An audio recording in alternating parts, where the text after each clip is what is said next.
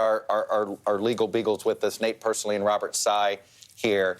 I want to read, he's trying to outline what he believes his powers are today. And in many ways, I want to read a little bit here from it. And he says, after careful study of our Constitution, our laws, he doesn't fully agree with the sort of conventional wisdom view of his role today. He says, vesting the vice president with unilateral authority to decide presidential contests would be entirely antithetical to that design. As a student of history who loves the Constitution and reveres its framers, I do not believe that the founders of our country intended to invest the vice president with unilateral authority to decide which electoral votes should be counted during the joint session of Congress, and no vice president in American history has asserted such authority. Instead, vice presidents presiding over joint sessions have uniformly followed the Electoral College Act, conducting the proceedings in an orderly manner, even when the count resulted in the defeat of their party of their own presidency. He said, it is my considered judgment that my oath to support and defend the Constitution constrains me from claiming unilateral authority to determine which electoral votes should be counted and which should not. So, Nate Personally and Robert Sy, it is in some ways he's trying to appease, the letter itself is trying to appease, there's no doubt, the president here, but it does sound like he's aware of what his constitutional authority is. Yeah, I mean, I think this was a response to President Trump's tweet. I mean, it's sort of a rebuttal. I mean, he could have said this a week ago, but I think he's done it at the last minute for good reason. I think it's a significant point for him to make. This is not something he had to say, even though it is obviously correct. And so what follows from that, who knows? I mean, we'll see whether he exercises other kinds of authority dealing with objections and the like. But the fact that he's at least said, look, my role is limited and it's not what you're going to read on Twitter is, I think, significant. Mm-hmm. Robert, he does say this, though. As a presiding officer, I will ensure that any objections that are sponsored by both a representative and a senator are given proper consideration and that all facts supporting those objections are brought before the Congress and the American people. Those who suggest that raising objections under the Electoral Count Act is improper or undemocratic ignore more than 130 years of history and fail to acknowledge that Democrats raised objections in Congress each of the last 3 times that a Republican candidate for president prevailed. Robert, a fair interpretation of that there by him, do you believe? I think I agree with Nate that this is all very good news in advance of what we're going to be seeing. He clearly has rejected the most extreme interpretation that's been offered by the sort of Gomer, Cruz, Hawley caucus. And so I don't think we're going to see him try to exercise any sort of independent judgment and himself try to sort of throw out any of the votes. And I think that's excellent news. And I think the rest of it is just him recognizing that there's an orderly process that has been outlined both in the Constitution and in the federal law that was passed after the sort of debacle of the Hayes-Tilden contested election of 1876. So I think all of this is excellent news and unlikely, hopefully, to result in what the framers really feared, which is a process by which cabal, intrigue, and corruption led to the picking of a president. Rich Lowry, we just talked earlier, is Mike Pence going to have much of a political career after today inside the Republican Party? He's going to get praise in the Wall Street Journal editorial page. He's going to get praise, I think, by National Review. I don't want to put words in your mouth. Following the Constitution, very much sort of the constitutional wing of the Republican Party, of what remains of that, will praise him. Does it save him? As the House comes to order, his calculation was that he's going to be in the Trump wing of the party. Now it's going to be very awkward for him in the Trump wing of the party, and he may have no home. But that letter is absolutely correct. Senate, Democrats and Let's Republicans each have 11 members allowed to be present on the floor. Others may be in the gallery. This is at the guidance of the officiating, attending physician and the sergeants at arms. The gentleman on the Republican side of the aisle will please observe the social distancing and agree to what we have 11 members on each side so that we can responsibilities to this chamber, to this responsibility, and to this House of Representatives. Please exit the floor if you do not have an assigned role from your leadership. You can share with your staff if you want to have a few more, but you cannot be that close together, floor of the House, with that many people in here. And I thank the Senate and the Democrats for getting by the rule. Let's go. Let's just start. Okay.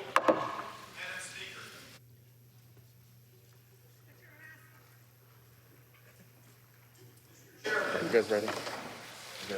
We needed to do. I don't know what we're going to do. Mr. Vice President. Madam Speaker and members of Congress, pursuant to the Constitution and the laws of the United States, the Senate and House of Representatives are meeting in joint session to verify the certificates and count the votes of the electors of the several states for President and Vice President of the United States. After ascertainment has been had that the certificates are authentic and correct in form, the tellers will count and make a list of the votes cast by the electors of the several states. The tellers on the part of the two houses have taken their places at the clerk's desk. Without objection, the tellers will dispense with the reading of the formal portions of the certificates. After ascertaining that the certificates are regular in form and authentic, the tellers will announce the votes cast by the electors for each state, beginning with Alabama, which the parliamentarians advise me is the only certificate of vote from that state and purports to be a return from the state, and that has annexed to it a certificate from an authority of that state purporting to appoint or ascertain electors. Mr. Blunt. Mr. Vice President. Mr. Blunt. For what purpose does the gentleman from Virginia seek recognition? For what purpose does the gentleman from Virginia rise? Parliamentary inquiry, Mr. Vice President. In order to follow with the Speaker's instructions that only a limited number of people be on the floor, may I ask how one would make an objection or make a parliamentary inquiry in the future if you're not on the floor but in the gallery?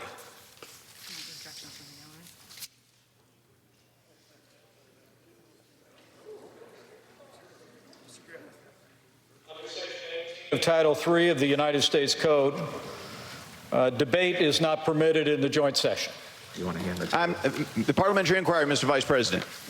I am not attempting to debate. I'm not attempting to debate. I'm trying to find out how a parliamentary inquiry or a parliamentary point of order would be made in following with the Speaker's request that most of us not be on the floor.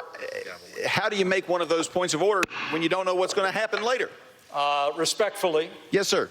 The gentleman's parliamentary inquiry constitutes debate, which is not permitted in the joint session under Section 18 of Title III United States Code. With that, Mr. Blunt.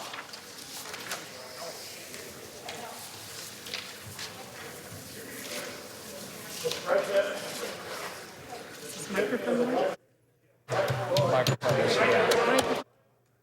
Microphone needs to be on. Is this mic on? Yeah.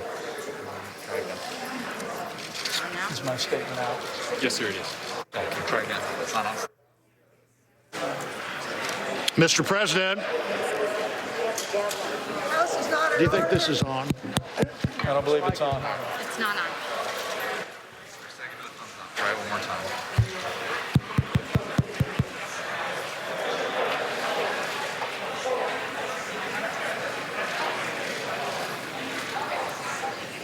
Is it working? They think it is. All right. Okay.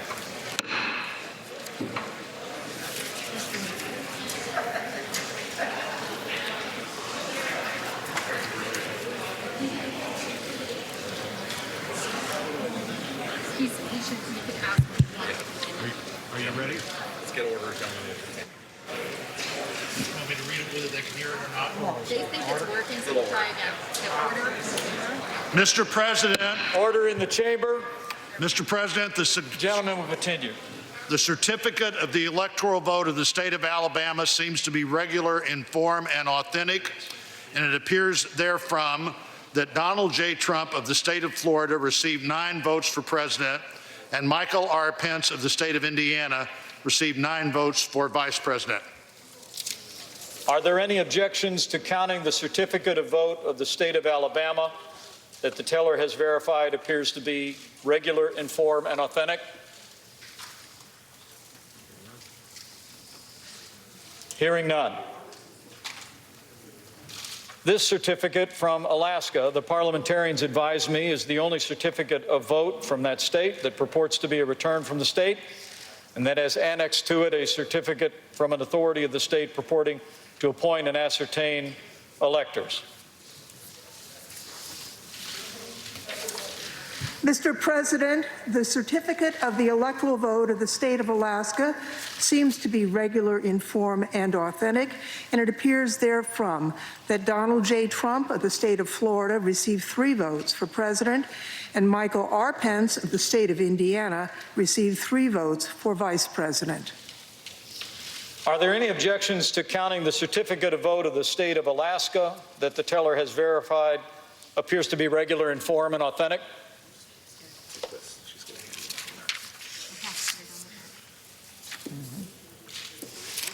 If not,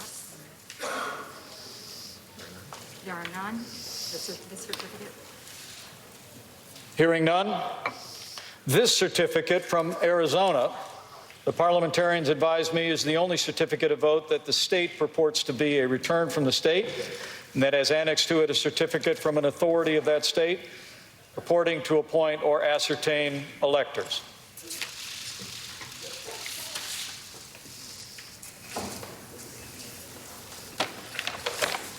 Mr. President, the certificate of the electoral vote of the state of Arizona seems to be regular in form and authentic, and it appears therefrom that Joseph R. Biden Jr.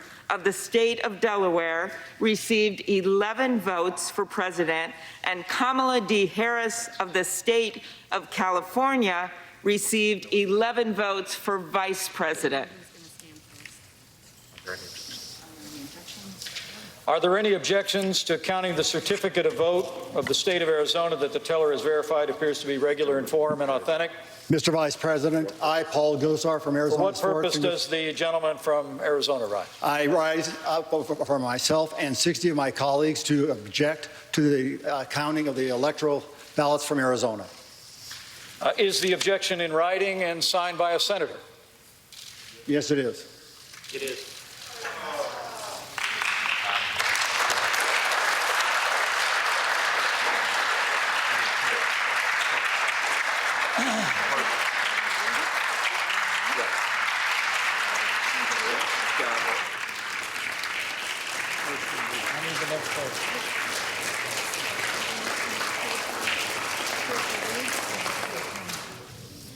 An objection presented in writing and signed by both a representative and a senator complies with the law, Chapter 1 of Title 3 of the United States Code. The clerk will report the objection.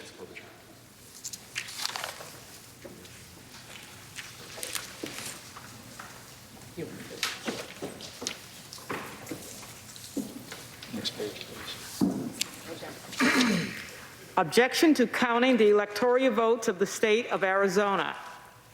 We, a member of the House of Representatives and a United States Senator, object to the counting of the electoral votes of the state of Arizona on the ground that they were not, under all of the known circumstances, regularly given.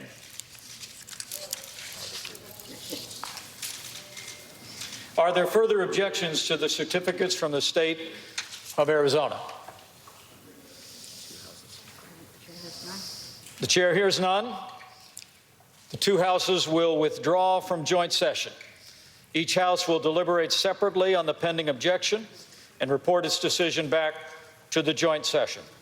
The Senate will now retire to its chamber. Well, there you have it. As expected, when Arizona came up, and really basically just a couple minutes into this ceremony, Andrea Mitchell and Katie Tur is with me now as well. It has gone a bit pro forma. I think the most uncomfortable thing is to see people in that chamber giving a standing ovation to essentially thwarting democracy here. I mean, that I was, just be honest, that was an awkward moment to see a standing ovation for questioning the democracy. But that is where we are politically today. But here we go. And there are more than 140 actually House members who are part of that group, and now we have, 16 senators now joining as well. Right. As of today, or who say they will join. So that is the group in the standing ovation. It is remarkable to see this happening, and because of COVID concerns also, these votes are going to take a long time as this goes forward. But it's what we expect. But what is so important to remember is that it won't result in any change in the outcome, and that the Vice President of the United States has withstood the pressure from the president and has said that he will follow precedent here. Well, look, the most interesting thing we're going to see, Katie Tur, is a debate on the Senate floor. And Mitch McConnell is going to speak first. And he is essentially going, we have an idea of what he's going to say. He's going to, I think, make an impassioned plea to essentially stop the madness here, if you will, in some way, without trying to do it in a way that doesn't totally alienate the Trump wing of the party here. But the debate on the Senate floor is, in some ways, I think, going to be a debate about the direction of the Republican Party. Absolutely. And I'm still struck by this, and I will continue to be struck by this. Mitch McConnell has had such a tight control over the Republican Party for as long as he has been majority leader. People have not stepped out of line in general against Mitch McConnell. I know there was some issues with Ted Cruz when Ted Cruz didn't agree with him on legislation during the Obama years, but for the most part, Mitch McConnell has kept his members in line. And this is a real moment where his members are not listening to him. And to have him say this is a vote of your conscience, this is going to be a really important vote, and to still have members object, I think is really remarkable. And it goes to show you where he currently stands within his own Republican Party. Is the Republican Party Mitch McConnell's? No, it is Donald Trump's right now. That's where the base is.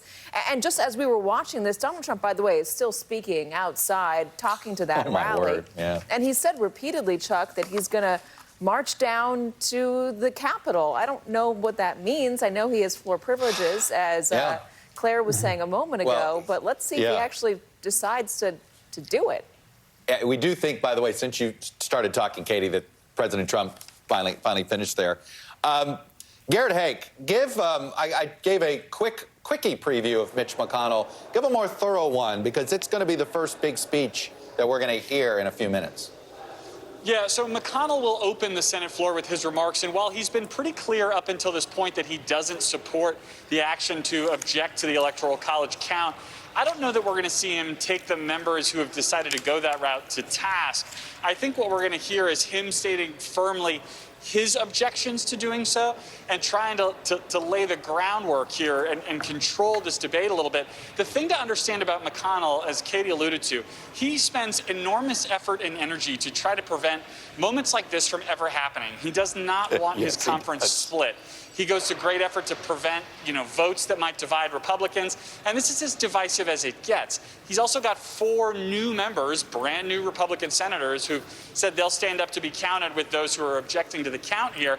And he's got to look out for them. He's got to look out for these 2022 folks who are up. So I wouldn't expect, McConnell to really go after the folks who are objecting to the count. But I do expect he will voice his displeasure in fairly certain terms, rather. And Garrett, we've also seen the way President Trump has tweeted, threatening primaries against Senator Thune, one of the loyal members of the Senate caucus, just for objecting to the objectors, and also threatening to primary, of course, Senator Pat Toomey from Pennsylvania, who's not running for re-election. Right. So he is even in his tweeting threats, he's not even being very accurate about those he can threaten and those he can't. But he's gone after every single one of them, and now, of course, against his own vice president, which is pretty remarkable. It's striking to me that the disloyalty that he showed to one of their own, Jeff Sessions, early on in this presidency, to a cabinet member who was the first member of Congress, the House or Senate, to endorse him back in 2015, all of that has somehow not persuaded them to not follow in lockstep behind this president. No, and this isn't terribly surprising. I remember interviewing Lindsey Graham in 2017 during the healthcare debate. You'll remember after Donald Trump supported the House attempt to overturn Obamacare, then went out the next day and said it was mean and essentially withheld his support. And Graham told me then, he said, look, if you're expecting long-term political cover from this president, you're looking in the wrong spot. I think Republicans, to a certain degree, knew what they were getting themselves into, but to their peril, they have no off-ramp here. They have entertained the president's whims on issues like this for so long, and only now you're seeing them start to break away from him. It was interesting to see Tom Tillis, who just won re-election, putting out a statement today. He said he won't support the objection. Listen to Nancy Pelosi here. She yes, takes the floor. thank you, Garrett. Well done. Well segued. Let's listen to the Speaker. Of the attending physician. Members advised to remain in the chamber only if they are participating in debate and must wear a mask at all times, even when under recognition for debate. Members must also practice proper social distancing when present in the chamber. Let the record show that there is a gross violation of this guidance from the attendants on the Republican side of the aisle. Please, in the interest of your own health and as an example to the American people, abide by the numbers, now up to 25 on each side of the aisle, to participate in this stage of the development, okay? Pursuant to Senate Concurrent Resolution 1, pursuant to Senate Concurrent Resolution 1 and Section 17 of Title III of the United States Code, when the two houses withdraw from the joint session to count the electoral vote for separate consideration of an objection, a representative may speak to the objection for 5 minutes and not more than once. Debate shall not exceed 2 hours, after which the chair will put in the question, shall the objection be agreed to? The clerk will report the objection made in the joint session. Objection to counting the electoral votes of the state of Arizona.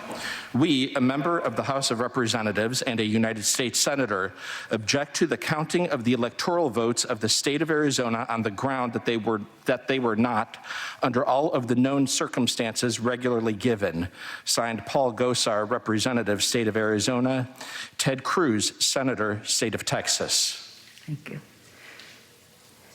The chair will endeavor to alternate recognition between members seeking support of the objection and members seeking opposition to the objection. The chair recognizes the gentleman from Louisiana, Mr. Scalise, for 5 minutes. Thank you, Madam Speaker. I rise today to object to a number of states that did not follow the constitutional requirement for selecting electors. Madam Speaker, this is something that is clear that our founding fathers debated about as a fundamental decision of how we choose our president. There was a lot of back and forth, if anyone reads the founding documents of our country, about the different versions they went through to ultimately come up with a process where each state has elections, each state has a process for selecting their electors and sending them to Washington. And Madam Speaker, in a number of those states, that constitutional process was not followed. And that's why we're here to object. If you look at what the requirement says, nowhere in Article 2, Section 1 does it give the Secretary of State of a state that ability. Nowhere does it give the governor that ability. Nowhere does it give a court that ability. It exclusively gives that ability to the legislatures. And in fact, in most states, that's the process that was followed. But for those states that this wasn't followed, unfortunately, this is not new. We've seen over and over again more states where the Democrat Party has gone in and selectively gone around this process. That has to end, Madam Speaker. We have to follow the constitutional process. Now, there might be reasons why some people don't like the process laid out by a legislative body. Madam Speaker, I served on one of those legislative bodies when I was in the state legislature for 12 years. I served on the House and Governmental Affairs Committee where we wrote the laws for our states, elections. And I can tell you, when we had to make changes, those were extensively negotiated. We would have people on both sides come, Republicans and Democrats, Madam Speaker, would get together to work through those changes, any minute change, to how a precinct would function, to how a change would be made in the time of an election, signature requirements, all the many things that involve a clerk carrying out the duties in each parish, in our case. You would see people come and give testimony. Madam Speaker, both sides could come. Clerks of court were there in the hearing rooms. It was an open process, by the way, not behind closed doors in a smoke-filled room where somebody might want to bully a Secretary of State to get a different version that might benefit them or their party or their candidate. That's not what our founding fathers said is the process. Maybe it's how some people wanted to carry it out, but they laid out that process. And so when we would have to make those changes, they were in public view. They were heavily debated. And then ultimately, those laws were changed in advance of the election so everybody knew what the rules were. People on both sides knew how to play the rules before the game started, not getting somewhere in the process and saying, well, you don't think it's going to benefit you, so you try to go around the Constitution. That's not how our system works. It's gotten out of hand. And so President Trump has called this out. And President Trump has stood up to it. So many of us have stood up to it. And in fact, over 100 of my colleagues, Madam Speaker, asked the Supreme Court to address this problem just a few weeks ago. And unfortunately, the court chose to punt. They didn't answer it one way or the other. They didn't want to get in the middle of this discussion. We don't have that luxury today. We have to discuss this. We have to fix this. In fact, on our first full day of this Congress, many of us brought legislation onto the House floor to start fixing the problems with our elections, to restore integrity to the election process, which has been lost by so many millions of Americans. And we had a vote. Every single Republican voted to reform the process. Every single Democrat voted against it. They don't want to fix this problem. But the Constitution is our guide. And it's time we start following the Constitution. It's time we get back to what our founding fathers said is the process for selecting electors. That's the legislatures, in public view, not behind closed doors, not smoke-filled rooms, not bullying somebody that might give you a better ruling. Let's get back to rule of law and follow the Constitution, Madam Speaker, and I yield back the balance of my time. Gentleman's time has expired.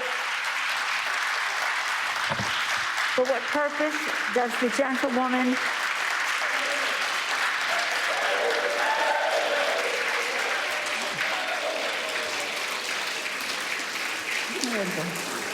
It's over now. I thought it was Jamie.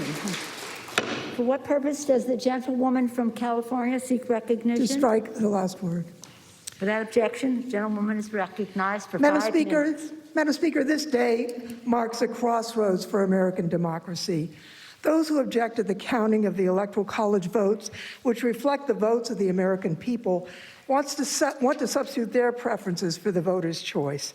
That's not what our Constitution requires, and it's at odds with the American Democratic Republic. If Congress selects the next president instead of American voters, we'll have no need for an electoral college. In fact, we'd have no need for presidential elections at all. We'd be moving from a government elected by the people to a government selected by those already governing. That's not America. In the United States, we abide by the choices of the people, not an elite few. The framers of our Constitution considered whether to have Congress select the president and specifically rejected it. Instead, they wrote Article 2 and the 12th Amendment. Article 2 creates the Electoral College, where each state appoints electors. Laws of all 50 states and D.C. require electors to vote for the winner of the state's popular election. Each state provides for the orderly conduct of elections, including lawful challenges, recounts, and the like. The 12th Amendment is what brings us to today. It says the electors meet in their states. That happened December 14th. The amendment says the electors shall cast their votes, sign and certify them, transmit them to a seal. That's been done.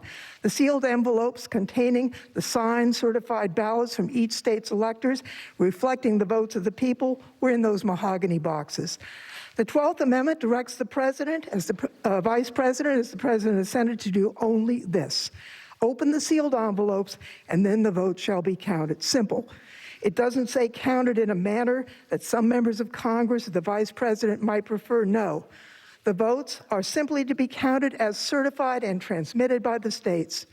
During Reconstruction after the Civil War, more than one slate of electors were appointed by states. Dueling lists were sent and protracted processes were undertaken in presidential elections. And as a result, to make an orderly process, Congress enacted the Electoral Count Act of 1887. This law governs our proceedings today. The act provides dispute resolution mechanisms.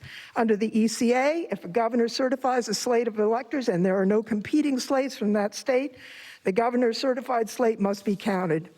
Today, every single slate of electors, won by Joe Biden or won by Donald Trump, got their governor's certification.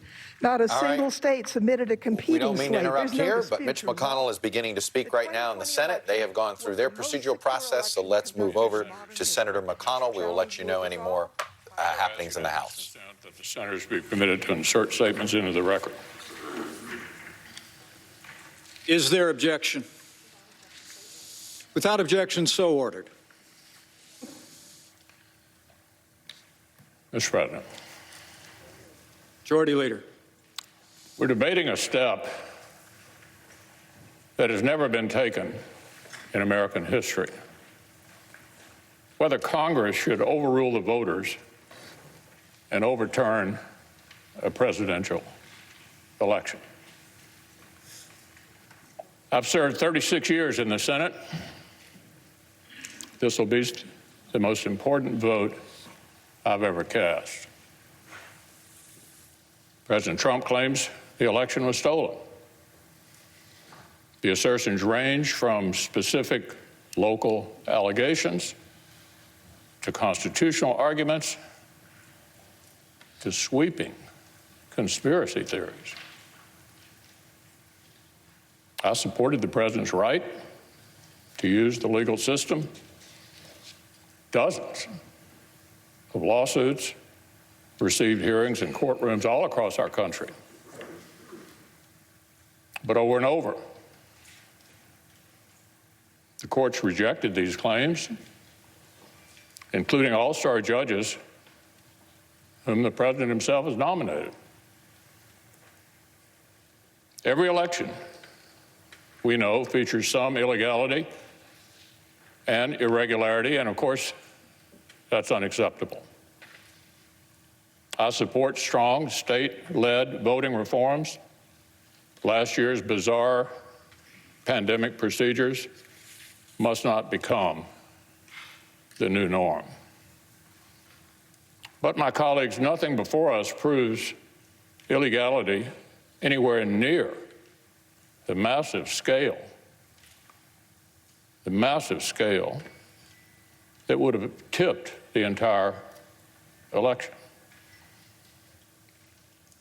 Nor can public doubt alone justify a radical break when the doubt itself was incited without any evidence. The Constitution gives us here in Congress a limited role. We cannot simply declare ourselves a national board of elections on steroids.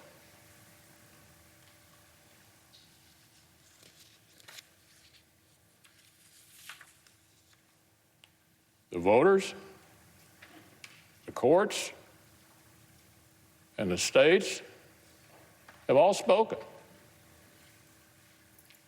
They've all spoken. If we overrule them, it would damage our republic forever. This election actually was not unusually close. Just in recent history, 1976, 2000, and 2004 were all closer than this one. The Electoral College margin is almost identical to what it was in 2016. If this election were overturned by mere allegations from the losing side, our democracy would enter a death spiral. We'd never see the whole nation accept an election again. Every 4 years would be a scramble for power at any cost. The Electoral College, which most of us on this side have been defending for years, would cease to exist, leaving many of our states with no real say at all in choosing a president.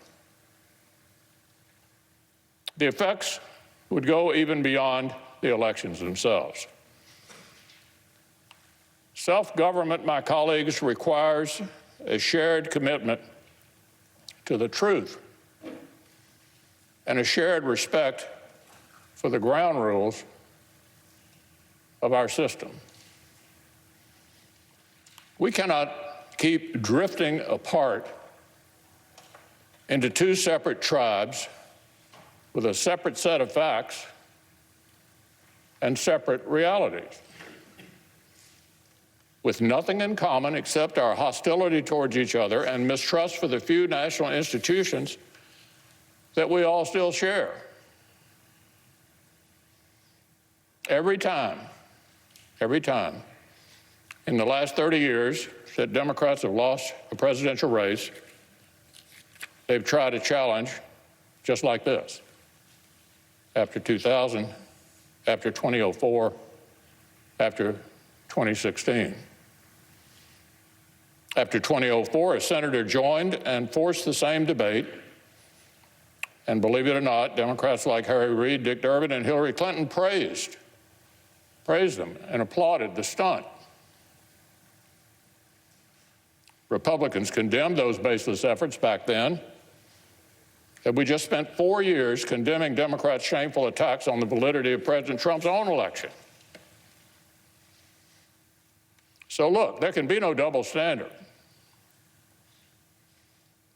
The media that is outraged today spent 4 years aiding and abetting Democrats' attacks on our institutions after they lost.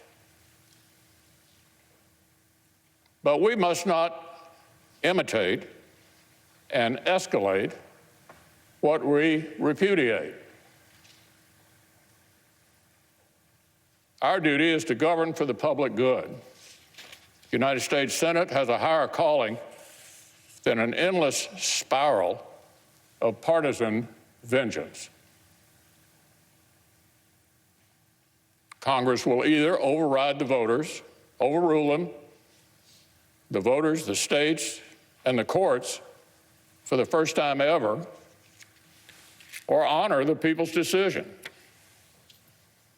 We'll either guarantee Democrats' delegitimizing efforts after 2016 become a permanent new routine for both sides, or declare that our nation deserves a lot better than this. We'll either hasten down a poisonous path where only the winners of election actually accept the results, or show we can still muster the patriotic courage that our forebears showed not only in victory but in defeat. The framers built the Senate to stop short-term passions from boiling over and melting the foundations of our republic. So I believe protecting our constitutional order requires respecting the limits of our own power. It would be unfair and wrong to disenfranchise American voters and overrule the courts and the states on this extraordinarily thin basis. And I will not pretend such a vote would be a harmless protest gesture while relying on others to do the right thing. I will vote to respect the people's decision and defend our system of government as we know it. Leader.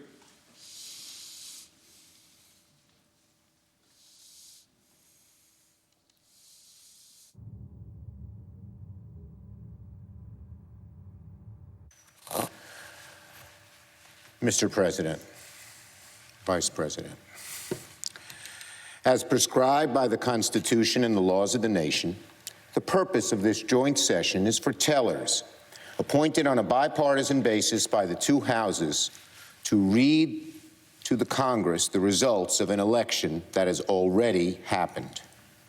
We are here to receive an announcement of a vote that has already been certified by every state in the Union and confirmed by the courts many times over. We're here to watch the current Vice President open envelopes and receive the news of a verdict that has already been rendered. It is a solemn and august occasion, no doubt, but it is a formality. The Congress does not determine the outcome of elections, the people do. The Congress is not endowed with the power to administer elections. Our states are given that power. By the end of the proceedings today, it will be confirmed once again something that is well known and well settled.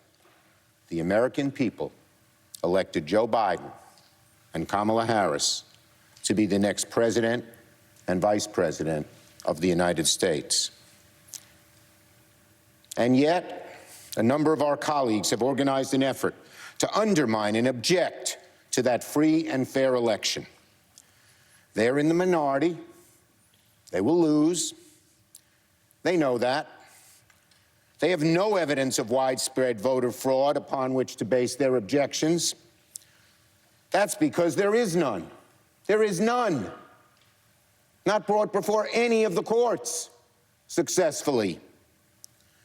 They know that President Trump and his allies have suffered a defeat in court after court across the country, losing no fewer than 62 legal challenges.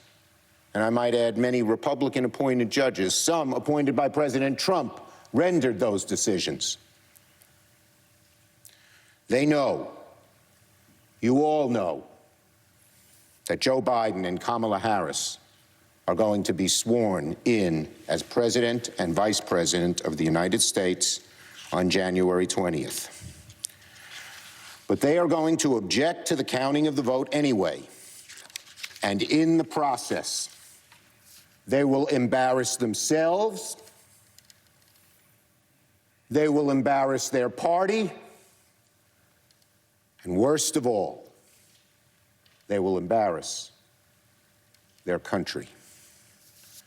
This insurrection was fortunately discouraged by the leadership of the majority party, but it was not quelled. It is a very sad comment on our times that merely accepting the results of an election is considered an act of political courage. Sadder and more dangerous still is the fact that an element of the Republican Party believes their political viability hinges on the endorsement of an attempted coup. That anyone, much less an elected official, would be willing to tarnish our democracy in order to burnish their personal political fortunes. Over the course of the afternoon, and however far into the evening this band of Republican objectors wants to take us, senators of goodwill from both sides of the aisle will explain why these challenges must be dismissed. The senators from states whose electoral votes are being challenged will explain how the allegations of fraud are baseless and a substantial bipartisan majority must vote to put down these objections and defend the sanctity of our elections and indeed, our great and grand democracy. Because that's what we're talking about today. The health of our democracy. This wonderful, beautiful, grand democracy where the peaceful passing of the torch is extolled by school children in the second grade, but not by some here.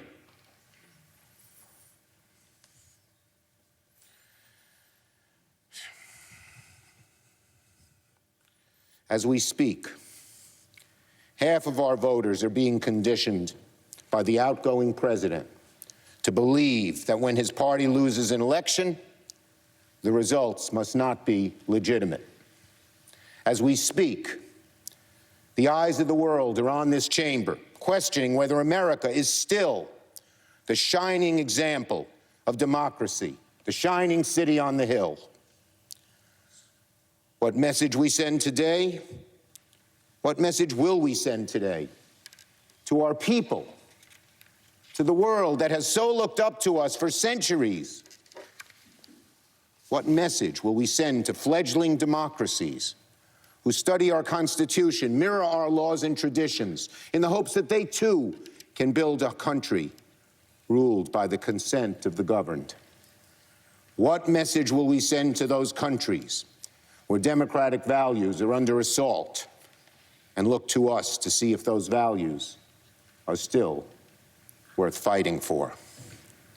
What message will we send to every dark corner of the world where human rights are betrayed, elections are stolen, human dignity denied? What will we show those people?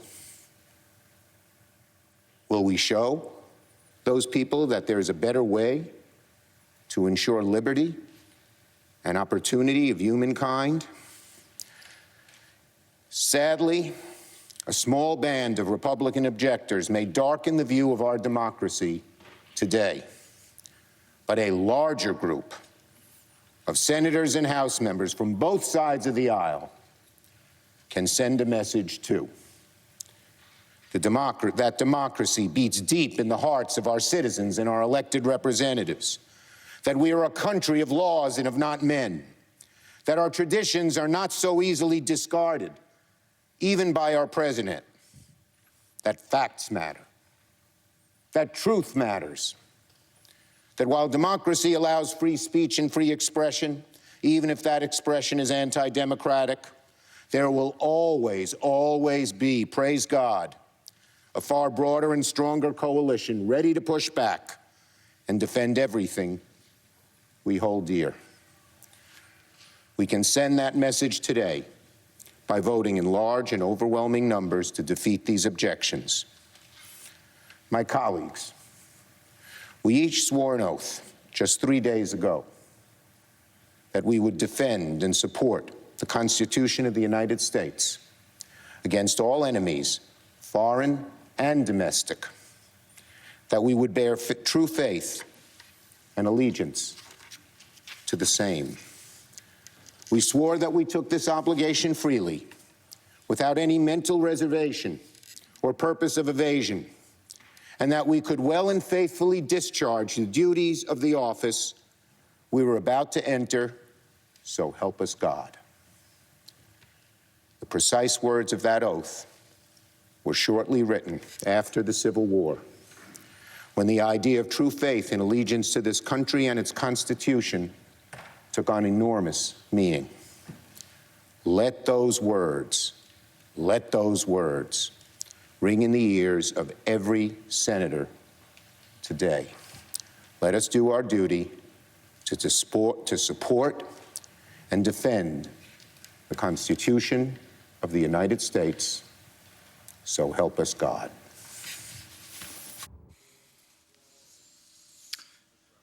Majority Leader. I yield up to 5 minutes to the senator from Texas, Senator Cruz.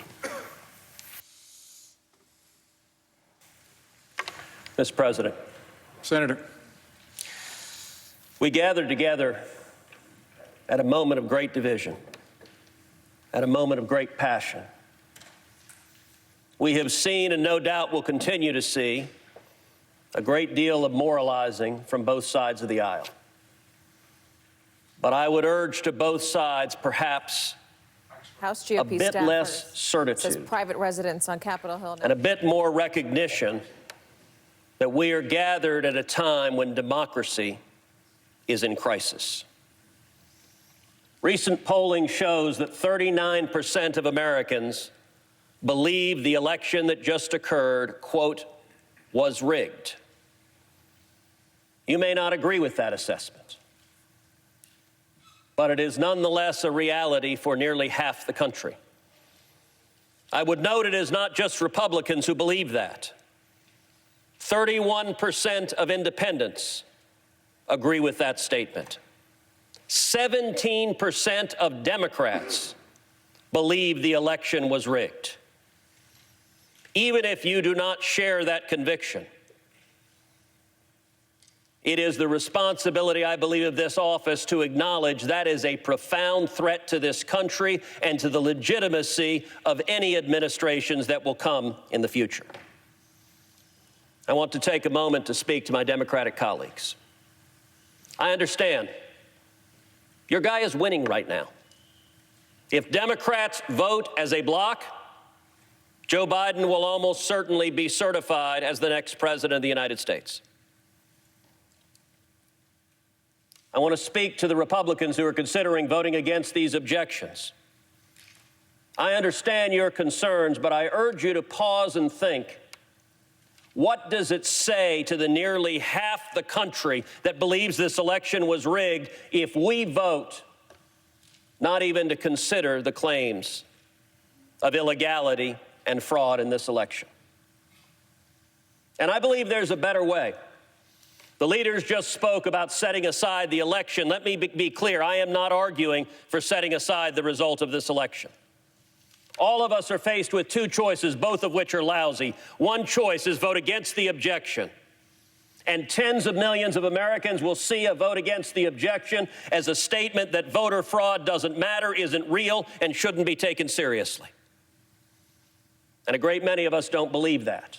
On the other hand, most, if not all of us, believe we should not set aside the results of an election just because our candidate may not have prevailed. And so I endeavored to look for door number 3, a third option, and for that I looked to history, to the precedent of the 1876 election, the Hayes-Tilden election, where this Congress appointed an electoral commission to examine claims of voter fraud. 5 House members, 5 senators, 5 Supreme Court justices examined the evidence and rendered a judgment. And what I would urge of this body is that we do the same. That we appoint an electoral commission to conduct a 10-day emergency audit, consider the evidence, and resolve the claims. For those on the Democratic aisle who say there is no evidence, they've been rejected, then you should rest in comfort. If that's the case, an electoral commission would reject those claims. But for those who respect the voters, simply telling the voters, go jump in a lake, the fact that you have deep concerns is of no moment to us. That jeopardizes, I believe, the legitimacy of this and subsequent elections. The Constitution gives to Congress the responsibility this day to count the votes. The framers knew what they were doing when they gave responsibilities to Congress. We have a responsibility, and I would urge that we follow the precedent of 1877. The Electoral Count Act explicitly allows objections such as this one for votes that were not regularly given. And let me be clear, this objection is for the state of Arizona, but it is broader than that. It is an objection for all 6 of the contested states to have a credible, objective, impartial body hear the evidence and make a conclusive determination. That would benefit both sides. That would improve legitimacy of this election. And so let me urge my colleagues, all of us take our responsibility seriously. I would urge my colleagues, don't take perhaps the easy path. but instead act together, astonish the viewers, and act in a bipartisan sense to say we will have a credible and fair tribunal, consider the claims, consider the facts, consider the evidence, and make a conclusive determination whether and to what extent this election complied with the Constitution and with federal law.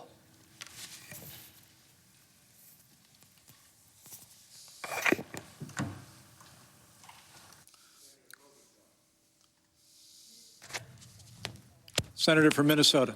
Mr. President, I first would like to say I appreciate the words of our leader, here, Senator Schumer, let's, as well as we need Senator to, McConnell's some history was made here, Andrea, Katie, Claire, and Rich, and I think we need to live in this Mitch McConnell speech a little bit and live in this moment. It was quite the speech by Mitch McConnell.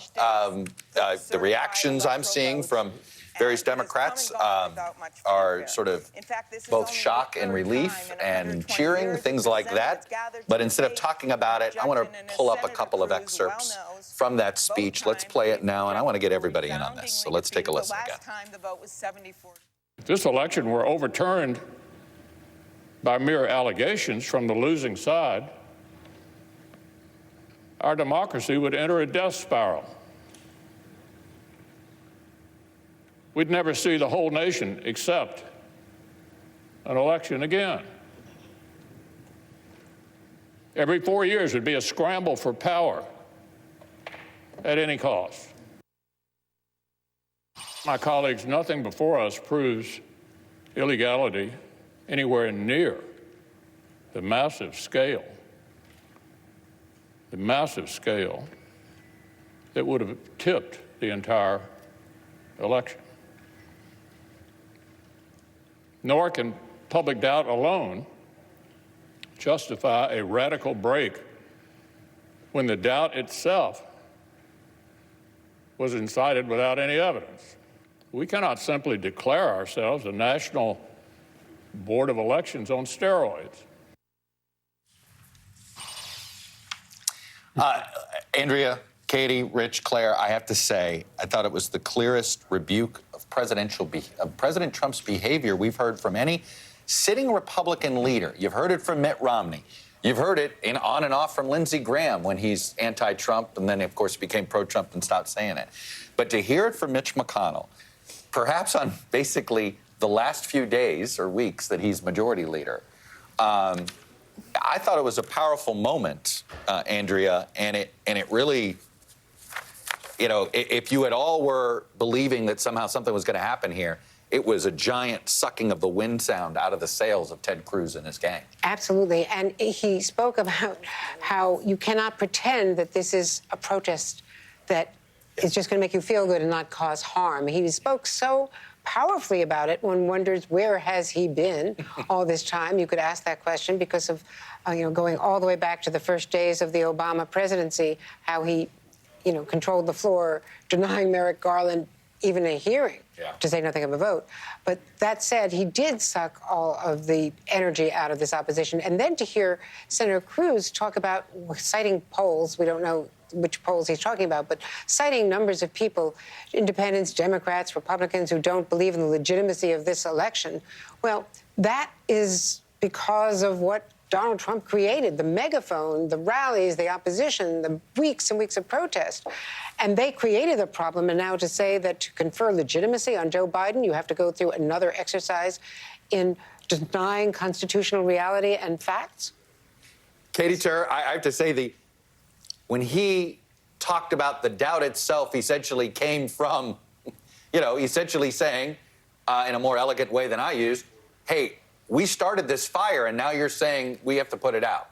Listen, the McConnell speech, and Democrats will point to this, does not come in a vacuum. This isn't Mitch McConnell having the fortitude all along to go up against Trump, as some other Republicans have taken the moments throughout this presidency to do. But this was a very important speech at a very important moment, as you said, taking the wind out of the sails of Ted Cruz, when he said, "I will not pretend such a vote will be a harmless protest gesture." At that moment, there were Trump supporters according to video that's been circulating online, storming the steps of the Capitol, trying to get in, getting pepper sprayed by Capitol Police. There was an office building, a congressional office building, that had to be evacuated because of what's going on. The president at the rally moments ago, or a few minutes ago now, kept saying, let's march down Pennsylvania Avenue to the Capitol, riling this crowd up, telling them to go. He went back to the White House. So he got this crowd stirred up. They went to the Capitol. They tried to get in as Mitch McConnell, who is one of the most powerful Republicans, potentially more powerful than Donald Trump has been over the last 4 years, saying this is too far. We have now gone too far. It is a spectacular moment in American history, and not a good one. A truly incredible moment that I don't think many people thought that they would see, even with Donald Trump. Claire McCaskill, what did you think of Mitch McConnell's speech? I am so torn. You know, he said all the right things, and it felt like he was staring. And keep in mind, you guys are talking about Cruz. Hawley started this. He was the one that broke. And then Cruz couldn't wait to try to catch up in this craven political stunt to try to put them ahead in Iowa and New Hampshire in 4 years. So, you know, when he was saying those words, my heart started beating faster. And I thought, where have you been? Where have all of you been? They have stood by and watched this president destroy important parts of our democracy and done nothing. Now, am I glad he said it today, and should it go down in history as an important Senate speech? Yes. But for gosh sakes, you know, they wouldn't even vote to have witnesses in an impeachment trial. I mean, this is really not a moment to celebrate Mitch McConnell, but I am glad that he found it in his intestinal fortitude to finally state the obvious. You can't overthrow an election because you have a serial liar in the White House. You can't do it. Rich Lowry, does McConnell's words keep the Cruz-Hawley gang to 11 and keeps that group from growing? And does he actually shrink the group? I'm not sure whether he affects the final vote very much, but for those just tuning in, this is as impassioned as Mitch McConnell gets, right? Yes. And this is a speech he took great care with to write. He's had a long and, I believe, an impressive and accomplished career, but I think this is clearly one of the things he'll be remembered for. He's an adept, cold-blooded, really aggressive partisan fighter, but at the end of the day, in the core there, he is an institutionalist, and he believes that if the objectors were to prevail, the legitimacy of our institutions and system of government would never recover. And it was a clear, cogent speech, deserves to be remembered. And I think what Cruz sounded really tinny after McConnell's speech. And the flaw of the Cruz approach is he's saying, oh, there are all these doubts about the elections, without actually saying himself that there was widespread fraud enough to overturn any of the results in these states. But then we'll never actually say, as McConnell did, what the ultimate source of that doubt, of those doubts are. And that is the President of the United States. You're seeing pictures here, this contrast here. We've got the protesters outside who were trying to get into the Capitol. You've heard that they've not been allowed in, as Katie Tur was explained to you. That's Pat Toomey, who we know is giving an impassioned speech essentially against this decision by Cruz and Hawley to object. Look, I have to say it. I'm grasping, Andrea, for the Churchill metaphor of when you look at McConnell. He exhausted all other options in dealing with Trump, and then he finally decided he had to confront him. It is.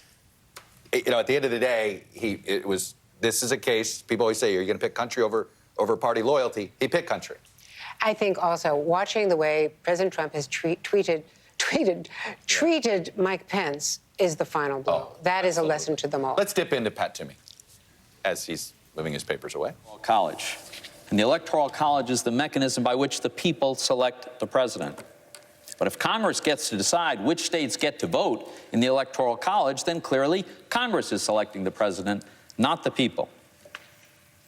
Whichever party controls both houses of Congress would control the presidency. The public would never tolerate Congress picking the president instead of themselves, so they'd abolish the Electoral College, as many of our colleagues would like to do. And the end of the Electoral College, of course, means the nation will be governed by a handful of big blue states and regions that can drum up very large numbers. Mr. President, the Constitution does not assign to Congress the responsibility to judge the worthiness of state election processes, nor its adherence to its rules. That's the responsibility of the states and the courts. Let me conclude with this. I voted for President Trump. I publicly endorsed President Trump. I campaigned for President Trump. I did not want Joe Biden to win this election. But there's something more important to me than having my preferred candidate sworn in as the next president, and that's to have the American people's chosen candidate sworn in as the next president. A fundamental defining feature of a democratic republic is the right of the people to elect their own leaders. It's now our duty, it's our responsibility to ensure that that right is respected in this election and preserved for future elections. I urge you, vote against this objection.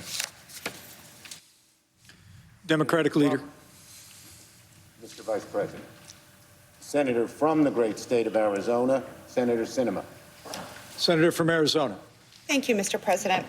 I rise today to share the facts about Arizona's recent election and to urge my colleagues to step away from divisive political rhetoric and step towards renewing Americans' faith in our democracy. The 2020 Arizona election was a success, not for any one party or individual, but as a demonstration of the will of the voters.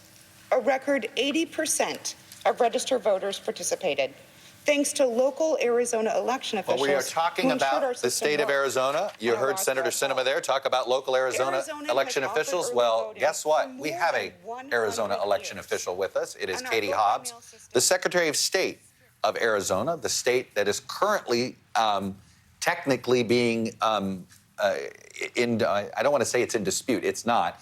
But as far as this procedure is concerned, it is being debated and disputed. So, Madam Secretary of State Hobbs, it's good to talk with you on this. So, I'm curious. You have said the president didn't try to call you the way he called the Secretary of State of Georgia. But have Arizona elected officials like Congressman Gosar or other that claim problems with this, have they come to you and asked you directly questions about how this election was run? No, absolutely not. And what that tells me is that a lot of their claims are just, I mean, we know that they're false claims, but just the nature that they're being brought is really disingenuous. Because if you really had an issue that you wanted to get resolved, you would go to the people who can help you resolve it. And that's not what happened here. They just attacked me on Twitter instead, because that's more expedient for them.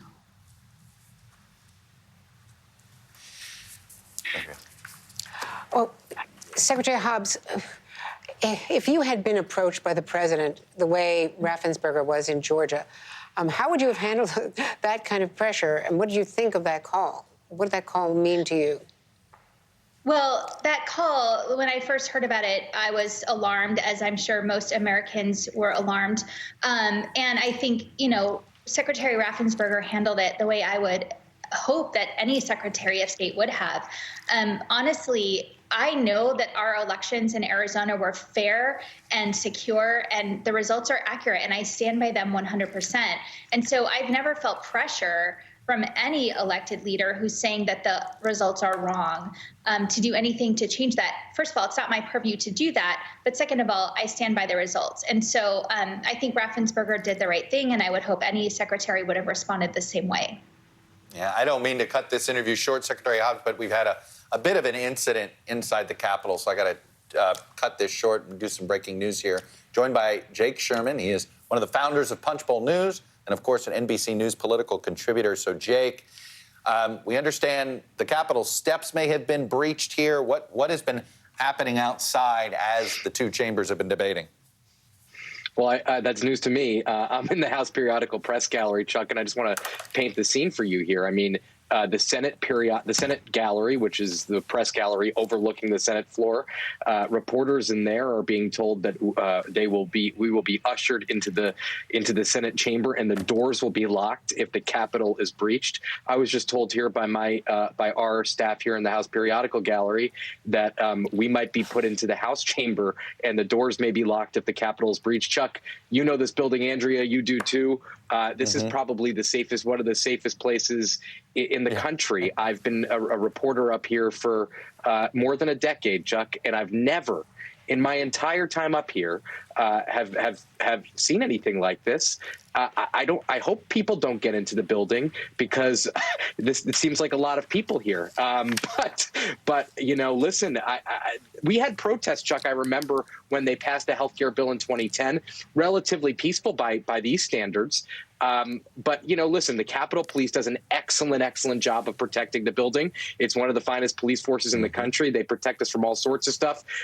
So I hope and expect that they'll be able to protect us here. But listen, the protests are getting heavy, and House office buildings have been evacuated. Some have been let back. But this is a situation unlike anything I've ever seen in a decade or more up here.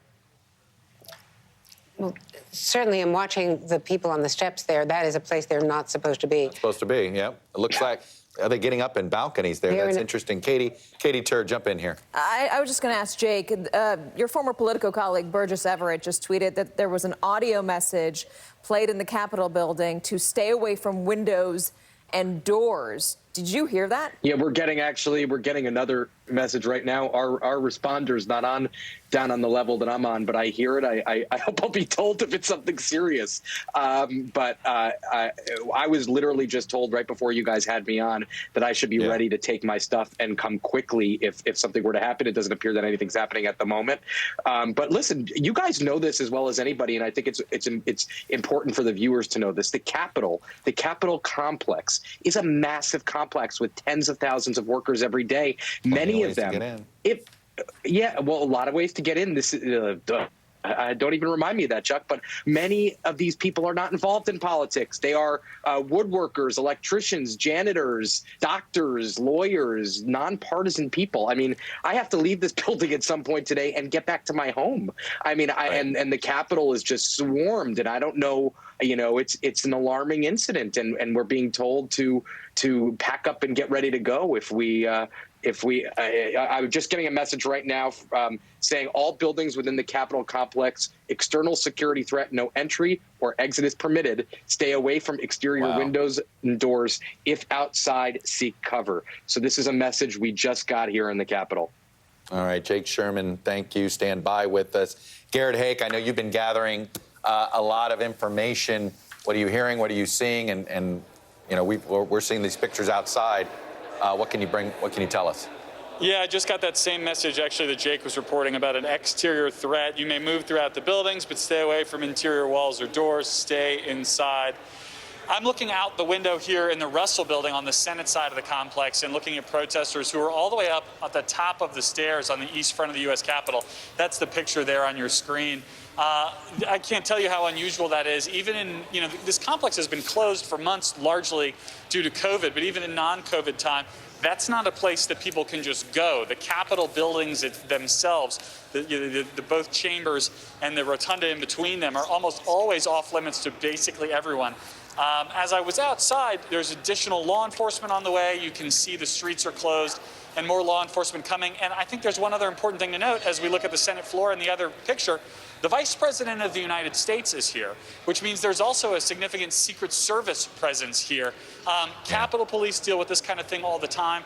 The Secret Service is going to have no sense of humor for anyone, regardless of a hat or a flag they may be wearing, trying to get into the chamber or get anywhere near the Vice President of the United States. So, I'm as pro-protest as anybody. I'm pretty strongly on the record about that.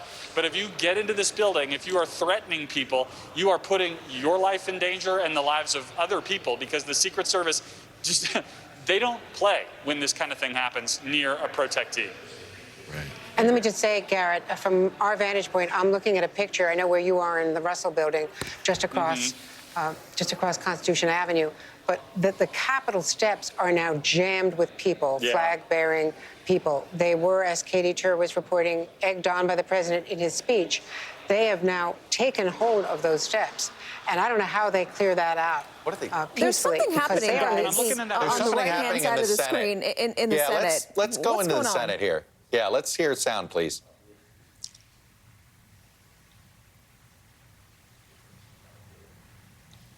We're getting no audio. They just cut out. It looks like they and sometimes the Senate. Like they just ushered Mike Pence out really quickly. Yes, they did. That's exactly what just happened there. They ushered Mike Pence out. They moved him fast. I saw the motions too. And you know, the vice president has an office right off the Senate floor. All of those offices have lots of windows. That's why they're prime territory. All right. So there are also tunnels under the Capitol where all of us have gone, the railroad tunnel, the tunnel between the buildings. There are many ways to get him out of the Capitol building and to be escorted inside the building, underground, and he could come up on the other side. These are, a reminder, these are pool cameras. Trust me, we would love to show you the other side of the Senate chamber. Let me just also say, flip that sound there right now. To clear all those people away from that East Front, that's the East Front where Joe Biden, after the inaugural, is supposed to be reviewing the troops. That just to let people realize that's where the outgoing president gets on the helicopter to fly away, if you remember all of the past inaugurals. Is this Secret Service that's just walked in, guys? I don't want to speculate, but I had the same. You hit it, Katie. I had the same first instinct there too. Felt like a lot of guys. A lot of guys. And they were motioning a lot of everybody vests. to get down. Yeah. I just. A lot I of think, vests, a lot of protection. And they're doing it again. I think we should talk about just what happened a couple moments ago with Donald Trump saying, let's go to the Capitol, let's go to the Capitol, let's go to the Capitol. And look at what is happening right now. They're trying to certify Joe Biden's election, or to count it, Joe Biden's election. You have a number of Republicans who are objecting, saying this isn't fair. And Donald Trump's supporters are taking them at their word, and they are doing what they see as necessary to keep him in office. I keep thinking about this moment that I had with a Trump supporter in Pennsylvania saying he will do whatever it takes. Katie, right now there is a police. They're evacuating this. There's Capitol Police right in the. Let's find out any congressional correspondent we have with us right now. I know Josh Letterman is outside. Josh, as we try to get somebody inside the Capitol, and we're trying to figure out what's happening on the Senate floor. Garrett, I'm going to give you a minute to figure that out. Josh Letterman, tell us what's going on outside. Well, Chuck, we are watching a situation that has gotten much and much more tense just over the last few minutes. We are on the east side of the Capitol, just across from the Supreme Court. And what's happened over the last 10 or 15 minutes as some of these protesters have started to amass, many of them having marched from over where the president was speaking, is that they have consecutively breached one after another of the barriers. Initially, we had the people who were behind bike racks, and they kind of knocked those down, got much closer to the Capitol, and then I'll step out of the frame now so you can see they've gone all the way up the stairs. This is more than a protest. Can I just Josh, we've lost your sound there a second. Josh Letterman, Andrea Mitchell, go ahead. Can I just say, from watching the video, and you know the view of the floor of the Senate is not controlled by us. It is a C-SPAN camera. It is a Senate camera. Those are Capitol Police.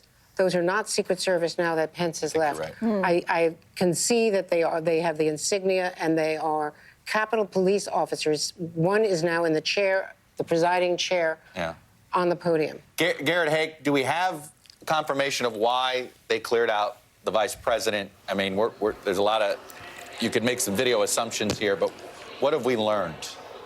Chuck, you know, in lieu of anybody on the phone giving me an answer on this, with your permission from the set, I'm going to run over there through the tunnels and see what I can find out, because it's basically an information black hole at this point between what's happening in the chamber and what's happening in the outer buildings. I mean, you know, when they close things down over there, remember, the Secret Service, their job is to protect, you know, designated protectees, not everybody else. So they're not really in the business of telling everyone what they're doing as they're trying to take care of the folks who are on their designated protectee list. I mean, I'm still seeing Looks like the sergeant at arms in the room. I mean, I would be speculating at this point, Chuck. I'm going to just try to get eyeballs on it. Yeah, I just saw Senator Schumer's head, and that's the only senator I can ID. But Terrence Gaynor is on the phone. Terrence Gaynor used to be the head of the Capitol Police and sergeant at arms. Can you hear me?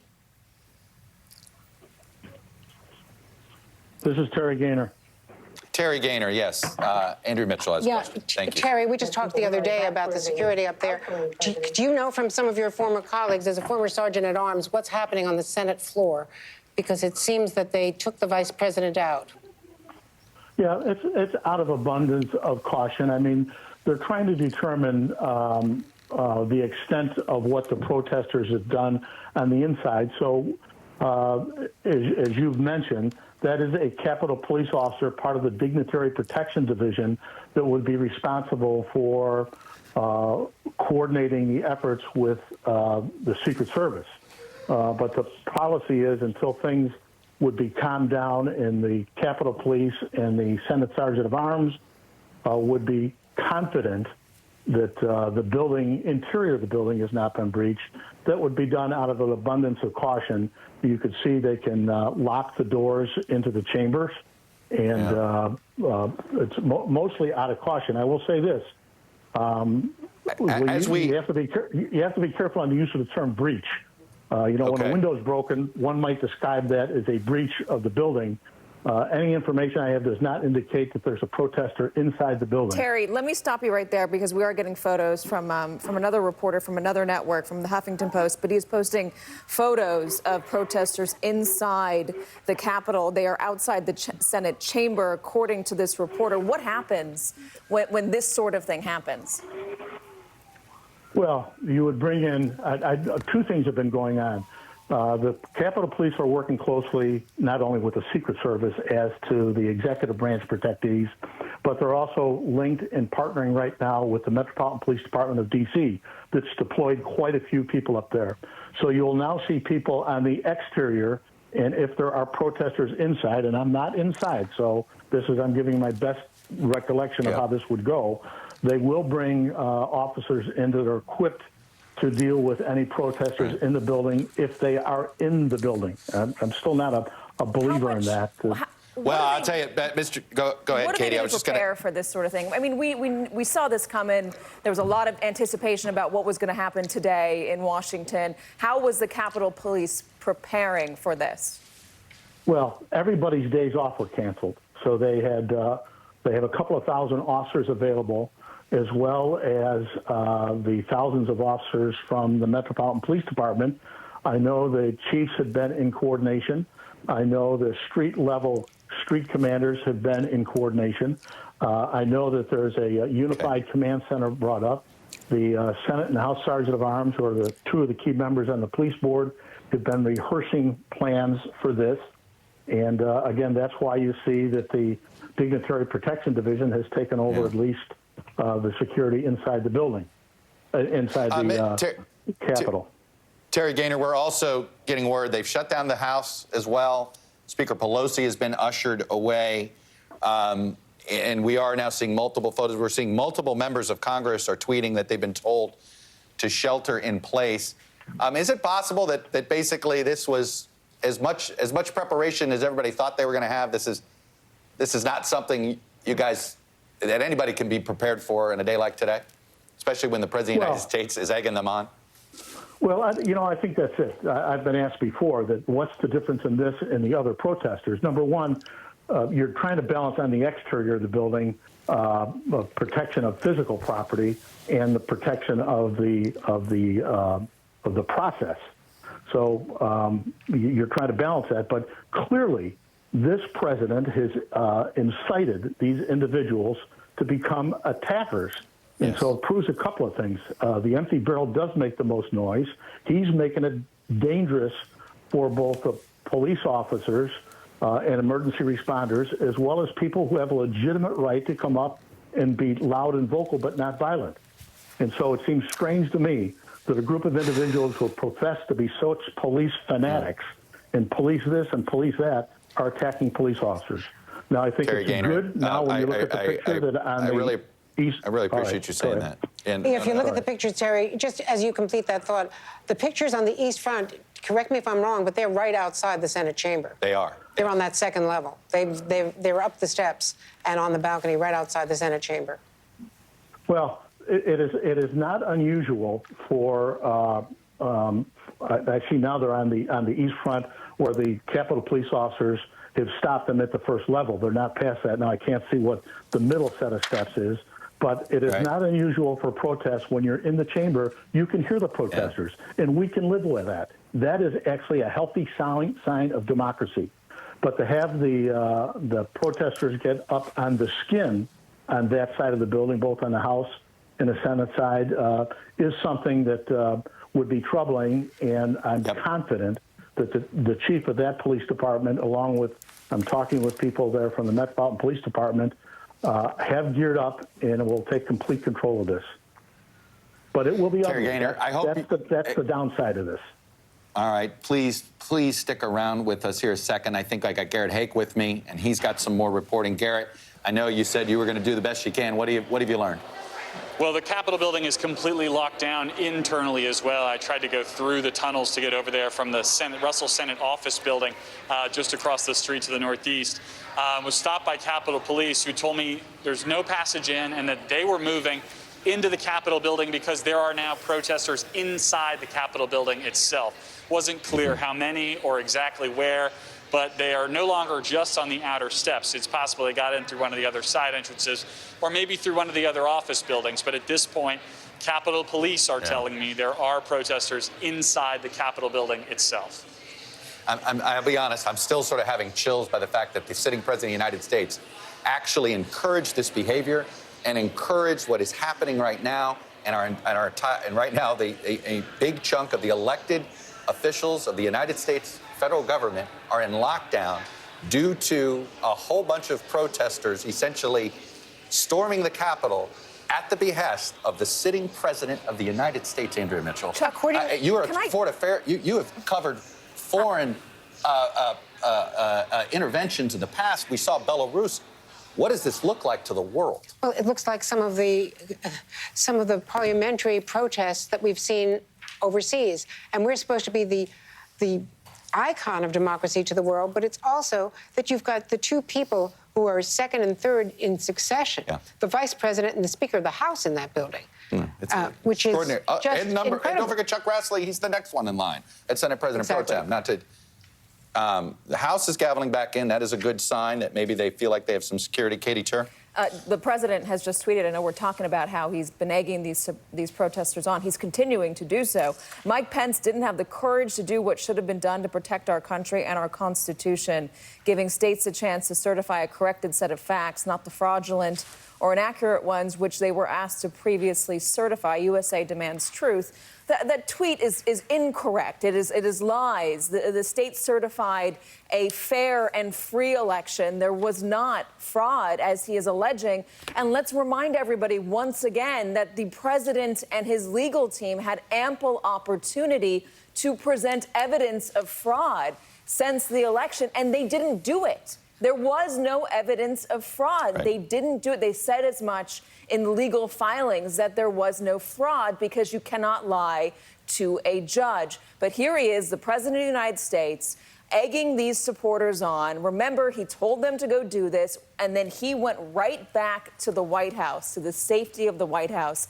I am wondering once again, Chuck and Andrea, what is Josh Hawley thinking right now? What is Ted Cruz thinking right now? Are they reconsidering what they have decided to do today? Are they reconsidering their actions in light of the safety of themselves and their colleagues and everybody who works in that Capitol building being put at risk because these supporters, these protesters don't believe that the election was fair? It is just stunning that this incident was instigated by the President of the United States 2 hours ago. And when you think of how the people who are at risk there, these protesters are congregated in an area where people are not supposed to be, up the steps, surrounding both floors, both House and Senate. which are on the second floor as you go up those steps. And they've got these flags with flagpoles. I mean, which are dangerous weapons. Exactly. It can be used as weapons. Claire McCaskill, you know the Senate well. I assume you have a memory of anything near like this. We just saw protesters walking through Statuary Hall, Claire. I just don't want to interrupt, but we just saw people going right through. There they are. And our flag in Statuary Hall. Now that is the area is that by the Walt which, Whitman camera that's capturing those? I believe. No. Whitman statue. I'm not sure whether that's the Walt Whitman camera, but what that is the area where the senators process to go into House for joint sessions. So it is through there that they walk. Unbelievable. Every time they go into the office. We are televising the breach. Listen, by the way. in order to get to the Capitol, I mean, the Capitol is a free place to go. You are allowed to go to the Capitol, but you got to go through metal detectors. You got to go through security, and when you breach that, you haven't gone through security, and you got to imagine that is making a lot of the Capitol Police and other folks inside the Capitol right now very, very uncomfortable and very nervous. I mean, the electoral vote mahogany boxes were walked through that Statuary Hall, right through there. These are people you can't get through with a hairbrush that's metal. How do they get through with a flagpole through the metal detectors? This is like watching some scene from a bad movie. I worked for years in that building, and it's unbelievable. Garrett Hake you have some new information for us? Sorry, Katie, didn't mean to cut you off. But I think I'm just watching this now, and just to put it in a context of how extraordinary it is, in Statuary Hall, at the left of your screen, that door there is a position you sometimes see us go live from with that big statue of Will Rogers over our shoulders. That's maybe 20 yards off of the House floor, if that. And there is nothing between these protesters and the floor of the United States House except about 20 yards of marble hallway and one big door. And to put another finer point on it, you know, last time I remember big protests in the Capitol complex was around the Kavanaugh hearings. Those protests were confined to the outer office buildings. Even then, when these buildings were open to the public, we knew there would be big protests happening.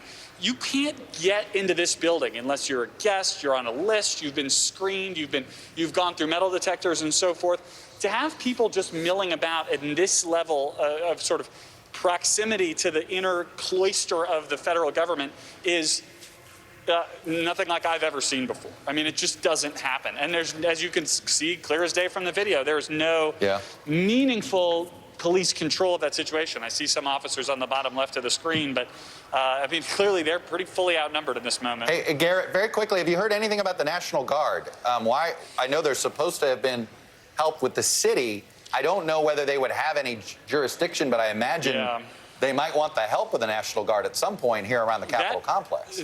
That may be a jurisdictional issue. You know, the mayor of the city of Washington, D.C. controls the Guard in the city of Washington, D.C., Capitol Hill, federal property. Usually there's a sort of shared forces kind of agreement on these sorts of things. National Guard is typically used to control streets, intersections, block traffic, that kind of thing.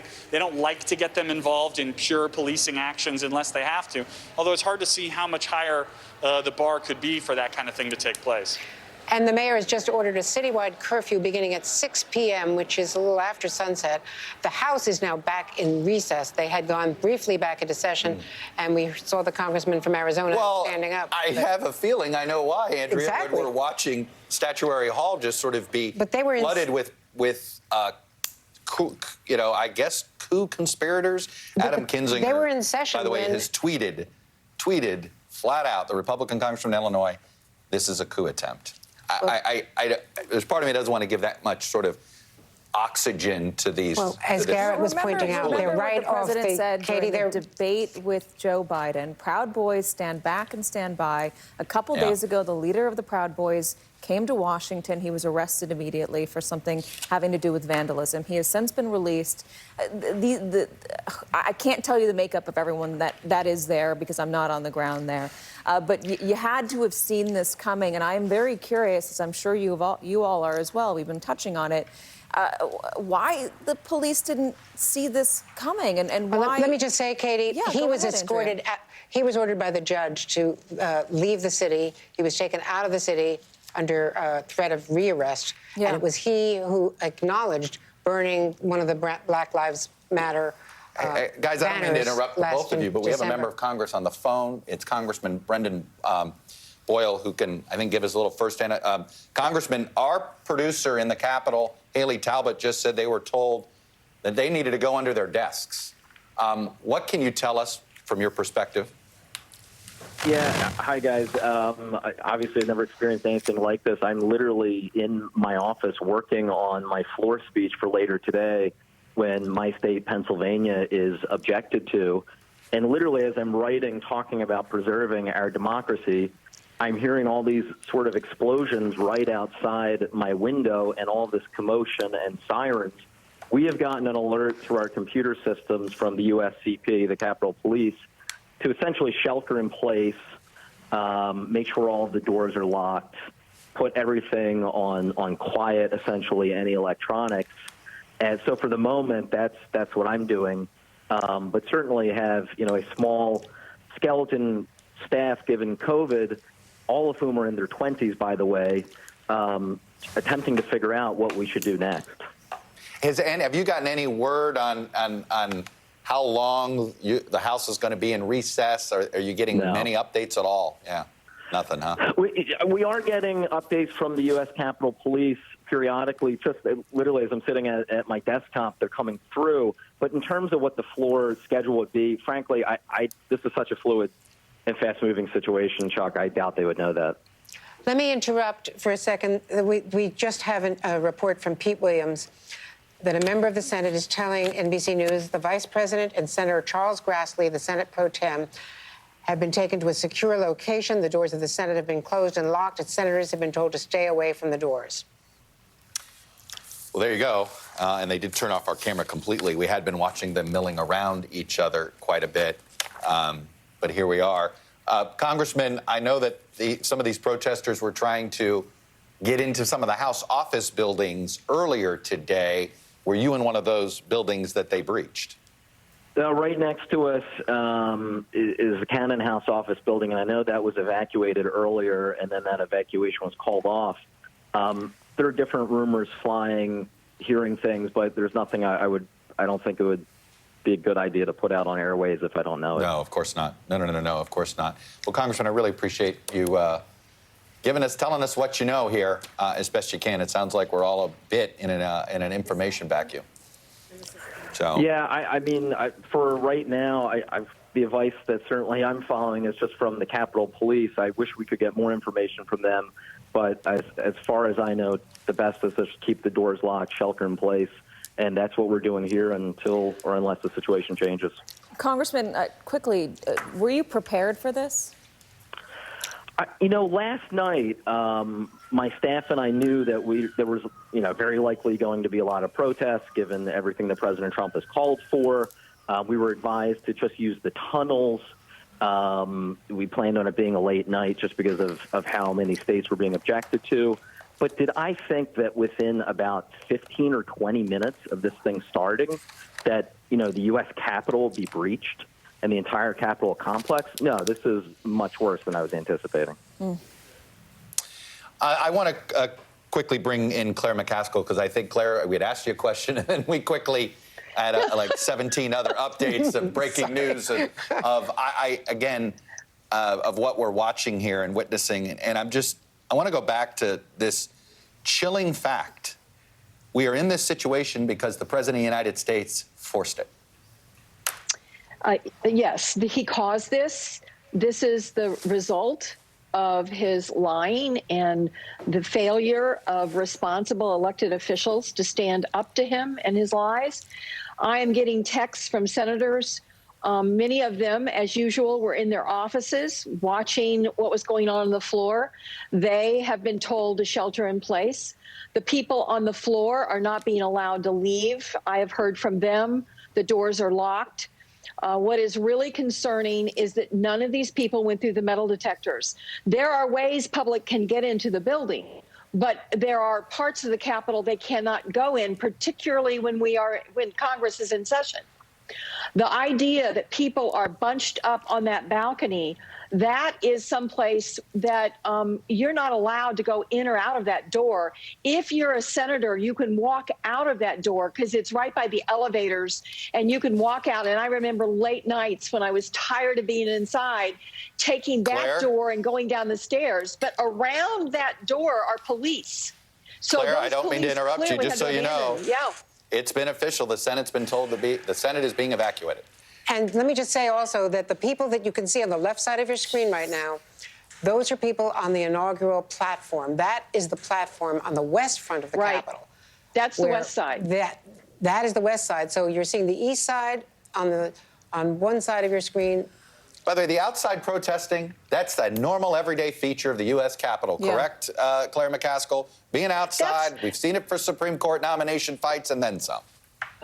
Yes, on the east side that faces the Supreme Court, it was not unusual for us to come out after a controversial vote and have that area full of protesters on one side or the other of issues that we were debating and voting on that were controversial. What is unusual here is that the Capitol Police have lost control of the premises.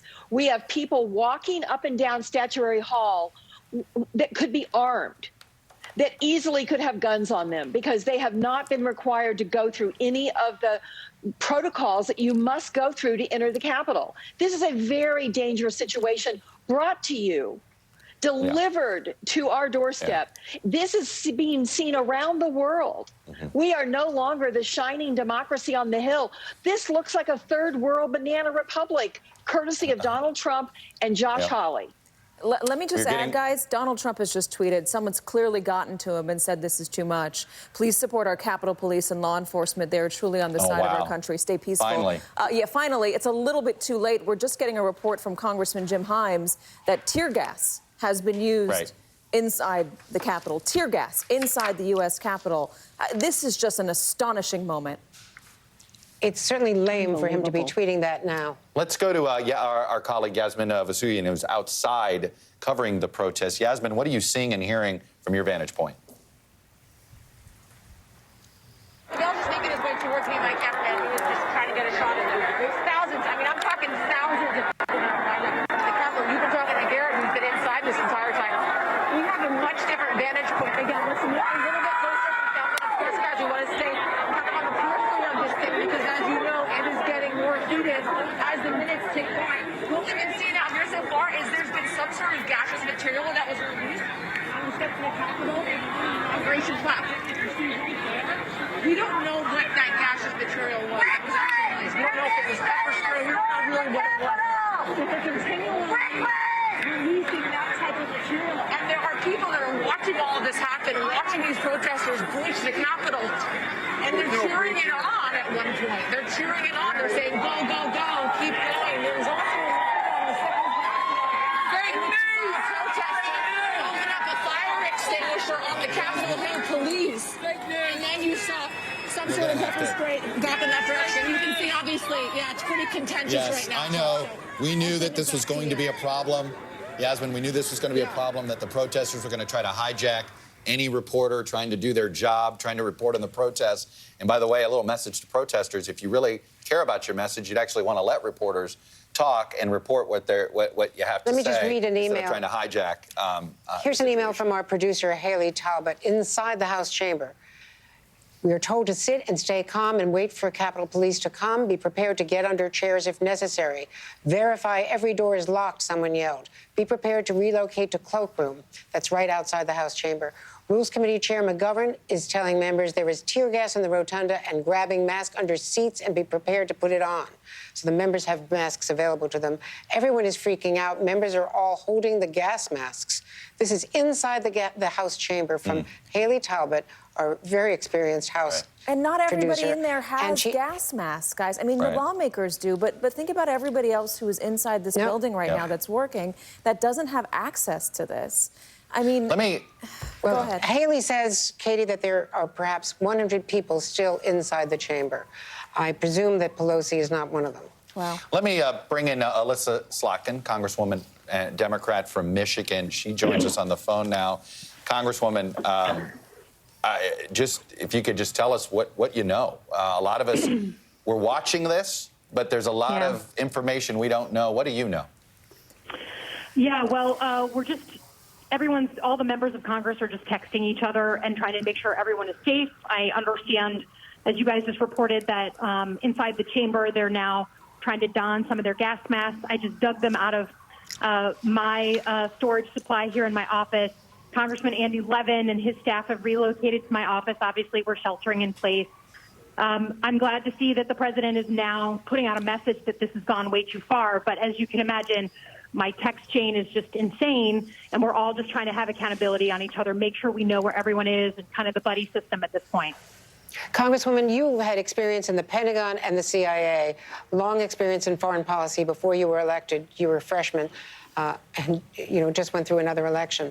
Yep. Let's take that experience and tell me what you're seeing. And from my personal knowledge, this is the first time there's been anything close to an evacuation from the Capitol of members since 9/11, when they were told to leave the building because there was fear that there was an airplane approaching it. Yeah, that's my understanding. I think the fundamental difference, of course, when you're at the Pentagon, we always know that there are people who are looking to attack the Pentagon. When you're at the CIA, certainly when I served in Iraq, the headquarters and locations where we were always trying to be breached. I think the fundamental difference is that this was instigated and perpetuated by the leaders, right? This wasn't like a couple of crazy people or even a crazy group that were trying to break in. We all heard the president today. We all heard the people speaking at the rally. It was incitement. And we shouldn't be shocked, whether it's just after one rally or after these past 4 years, that leadership climate is set from the top, and we knew that we had a combustible mix here today. I saw the Capitol Police doing some heroic things, but the fact that they were having to do that because the president and his supporters were egging on these crowds is the thing I think that just gets most of us in a different way than those kind of threats we all faced when we were serving abroad. And is there any way, I'm really, I cannot understand how they got past the magnetometers, through all the entrances. There are so many entrances to the building, but Andrew, there's video out there of them smashing the doors, smashing the glass in the doors. That's what's being circulated right now. Congresswoman, have you seen any of that? I haven't seen it myself. We've been hearing it, and we keep hearing some booms, which I assume are flashbangs or something that is used for crowd control to keep people back. And we're all texting each other. Does anyone know what that boom was? And does anyone know what that was? I mean, I think I watched it today. I walked to work and I saw the protests already at 8:30 in the morning. You have these metal gates. You had brave men and women standing just in front of them trying to stop the crowd. But I think the numbers just got overwhelming. And you saw the folks who were pushing past these law enforcement, abusing them, frankly, and just keep going at it and going at it and going at it. And it's just, I'm ashamed. I'm ashamed. What can I tell you? Congresswoman, I want you to talk about something that I thought you did, which was extraordinarily important. You asked a question to the chairman of the Joint Chiefs and the Secretary of Defense a few months ago, essentially to reiterate the role of the military in American elections, i.e. that they have none. And it was a big deal, I thought, that General Milley responded to your question. Explain the importance of why you asked, and I guess we're now staring at the moment of why. You are literally staring at the exact reason why myself and Congresswoman Mikey Sherrill wrote that letter to the Secretary of Defense at the time, Secretary Esper, and the chairman of the Joint Chiefs, for this very moment, because the president is the commander-in-chief. And while he incited this kind of violence and this kind of agitation today, he is still the senior-most official in the chain of command for the U.S. military. So in a scenario like this, oh my God, or a scenario that's coming towards us on the 20th, I wanted to know from the senior-most military officer that if an order came down to bring in the U.S. military to join the fray and to reinforce President Trump's claims that he won the election, that they would refuse that order, that they understood that their role was nothing in what should be a peaceful transition of power. And I was really encouraged that General Milley answered those questions, and he clearly answered them not by having a lawyer write them, but speaking from his heart. And we are counting on him. We are counting on the acting Secretary of Defense because the president is going to get, I think, even crazier in the next 2 weeks as he realizes that this sort of Alamo moment is not working, that Pence is not supporting his actions, that McConnell is not supporting his actions. So we are entering what I think is probably the most volatile of this 78 days of transition to a new president. By the way, we've had quite a few folks make inquiries. The vice president-elect, who of course is also, because she's still a sitting senator, Kamala Harris, is safe, but they are not sharing the location. But you know, she also has Secret Service protection. Are we sure right that now, the Speaker of the House is safe, Congresswoman Slotkin? We've heard that the Vice President is safe and, of course, the Senate pro tem. But what about the Speaker of the House? Right now, all we know is that the folks who are on the floor, which includes the Speaker, we're told to stay inside on the House floor. She is not able to get from her office, get from the floor to her office without going through Statuary Hall, which your screens are showing is full of protesters. My guess is her security has taken her somewhere on the floor that is safer. And that is my expectation and my hope. And we have to just put our faith in the law enforcement officers who are here to protect us and protect order. But we are having a hard time communicating with folks who are still on the floor. Well, for what it's worth, all of our phones are getting the alerts here because we're Washington, D.C. It is now sent-wide. There is a curfew that begins at 6 p.m. until Thursday, 6 a.m., January 7th. Essential workers, including healthcare personnel and the media, are the only ones that are exempt these days. Congresswoman, in 15 days, a President Biden has to preside over this country with basically only half of the Republican Party basically accepting the results. It's a tall order for him. Yeah, I mean, listen, I'm prepared to speak today to defend the Michigan election results if indeed we get back to business today and if indeed there's an objection to the Michigan results. And one of the things I talked about, especially as a Democrat who represents a Trump voting district, that if anyone thinks that we can just go back to our own silos, where we all have everyone who agrees with us and not engage with each other as Americans, is kidding themselves. And we have to figure out, looking at the pictures on your screen right now, we have to figure out how we're going to come back together as Americans. And that is, if we don't, we're going to have this cycle, this pendulum swing back and forth. So those people who are sitting on the Capitol right now do not believe our democracy is working. Congresswoman, I disagree with them. I have to interrupt you because we're getting a report from our producer inside the House chamber, and this confirms what we've been seeing in photos that have been circulating. She says it's chaos right now. This is Haley Talbot inside the House chamber. The House chamber's doors are barricaded. Glass has been broken to the gallery door. There are guns drawn from the Capitol Police towards the door. You can see this in photos. Members from the floor have been evacuated. But members that are up top in the gallery area above the floor with press are sheltering as the door is barricaded. Members are praying with a bunch of female members, including Rep. Escobar and Jayapal. I've been texting with Congressman Dan Kildee, asking him if he is okay. He says he is. But this is an insane moment right now. Where are you right now, Congresswoman? So I was making my way to the floor and then started hearing frankly, noise of glass and of what I think are flashbangs, sort of quick explosive bursts that I was hearing, and turned around and then just came back to my office. One of my fellow congressmen, Congressman Levin, can't get back to his office. Him and his chief are here. We've locked the doors. We can hear what's going on, but obviously we're trying to minimize the burden on law enforcement. I'm sorry to interrupt you. Hold on for us. We want to go to Garrett Haake, who has some new reporting. Garrett, what's going on? Katie, I can tell you from two sources familiar that both the Speaker's office and the mayor of Washington, D.C. have now requested the presence of the National Guard here on Capitol Hill. They've gone through this formal process, asking the National Guard to come to Capitol Hill and begin the process of clearing these protesters.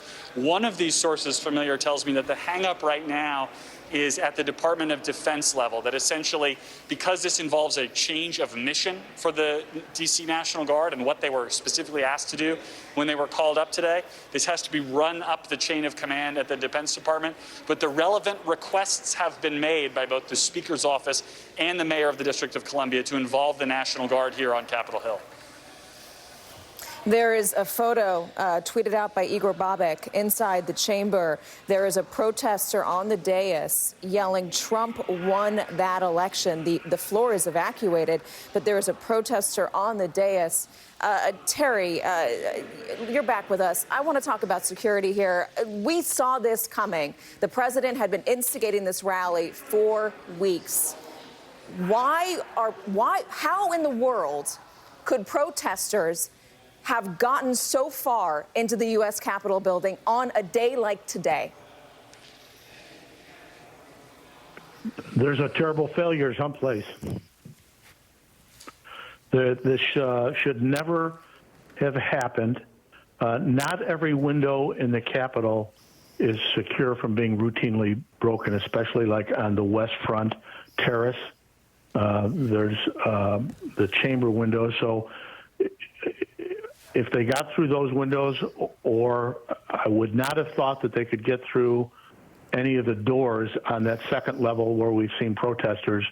And I do not understand why a group of officers, both from the Capitol Police and the Metropolitan Police Department, have not retaken those balconies. And now, as having Garrett said that, was just reporting, go ahead. I'm sorry to interrupting. I was just going to say, as a rule, you don't want to fight over physical damage. But this is well beyond that they've compromised and have people walking in that building, and as you said, have not gone through magnetometers. The first priority right now of the United States Capitol Police needs to own the inside of that building.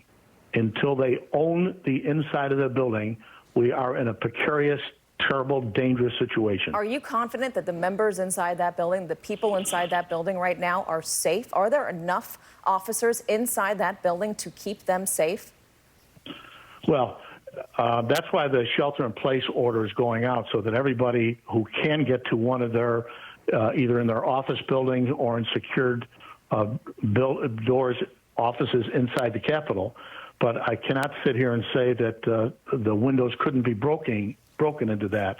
And we had not experienced this type of breach in the past. We've exercised a lot of things, but not where 10,000 people could storm the building and we'd lose the exterior of the building. I do not have an explanation of why that happened. There's going to be a lot of examinations going on, but I'd hold off right now. The chief and the sergeant of arms need to retake the interior of that building. How do you do that at this Katie, point? let me just ask Terry. You do it by a lot of personnel.